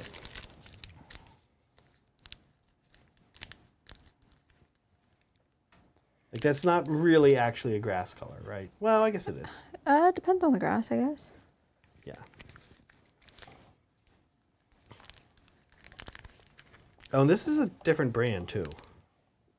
No, that's Gamer's Grass. It is. Oh yeah, you're right. It is. Yeah, I think all of my tufts are Gamer Grass tufts. Even ones that don't look like Gamer Grass tufts. Like these are old school Gamer Grass tufts. Oh, those little guys. They're just perfect circles. Yeah. See, Gamer's Grass. What a time to be alive, to live in a world with non-perfect circle tufts. Yeah, I think Gamer's Grass and a couple other like more obscure brands are the ones that are like, yeah, perfect circle tufts don't exactly look very realistic. Let's make them like a weird shape. Yeah, I'm into it. Okay, here we go. Okay. This guy's done. Tufts and all. This is it, John. Hope you're happy. It's so close to grass isn't green. Well, actually, if you really look at it, like you'll notice that like grass isn't actually fully green. No, I'm just kidding. It's green. No, grass is grass. I'm not gonna get away with that one. I actually think I also probably will. The only other thing I didn't put on any of mine on these outside, the outside part on the ground there. I didn't put any doing the typhus corrosion grass thing. Oh, I did, yeah. You did, but yeah, I absolutely need to, right? Yeah. That's like critical. Oh, and I missed the typhus corrosion spot there. But you can see here on the outside, I also need to have tufts. And honestly, I should even hide the bases of the vines with tufts. Yes. Yeah. Yeah. Definitely agree. Okay. Hey, that's it. Now, what's left for me to do? I guess tomorrow I will finish these. What Kat and I didn't finish today, which is really close. It's probably about an hour's worth of work just on the typhus corrosion stuff, and laying down some tufts. Yeah, I'm trying to finish my vines. Oh, that's okay, Kat. I mean, that's nice of you, but yeah. Either way, there we go. So look, that took, I said 2 hours, it took 3. But keep in mind, we gabbed. Yes. And we gabbed and we did fan stuff. A double fan stuff. And some golden and demon stuff. we actually don't really start often our projects like in force until like, I don't know. I guess we could go back and peeps could tell me when we actually started, but like it takes a few minutes. It takes like 10, 15, 20 minutes, honestly. So I was wrong that it would only take 2 hours. Honestly, if it wasn't on stream, I think it would have been fine. We could have done 2 hours. Yeah. And if we like hauled butt, if we made it a point to like really get these done. Instead of producing a show at the same time? Yeah. Or like anything, right? Like we would have still talked or whatever. We still would have gabbed, but it would have been like focused rage gabbing that you and I like to do. So like it would have just been easier, quicker, what we're more used to, as opposed to having to come on here and be nice, you know? Yeah. Yeah. So I think it's pretty good. You could, and like the thing is, honestly, like doing this and getting a mat, getting like a cool mat to match it. We actually are excited because this is going to look good on 2 different types of mats. The like cobblestone city mat. Yeah. But also just like a grass mat. Yep. So like cool, 2 different versions up with the same board. Getting a little moss from Teresa's Plants LLC, my top moss provider. That's right there. You're done. You're like good to start playing 40K. But then any scatter you add is going to be extra. Then you're kind of on the hook for finding out how to make a couple forest, which we know how to do. That's easy to do. And look, if you want to do like an actual investment in a real piece of like plastic terrain, we like the GW forests. The wildwood. The wildwood. The new one is cool. The old one is cool. The old one's getting harder and harder to find. Yeah, I have some of the old ones. Oh, do you? I'm holding on to them, yeah. Yeah. Okay. I like the new one a lot. And when I got the new one, I was like, oh, I'm never going to use the old one again. But then almost immediately I was like, you know what? Actually, the old one is pretty good for Sigmar.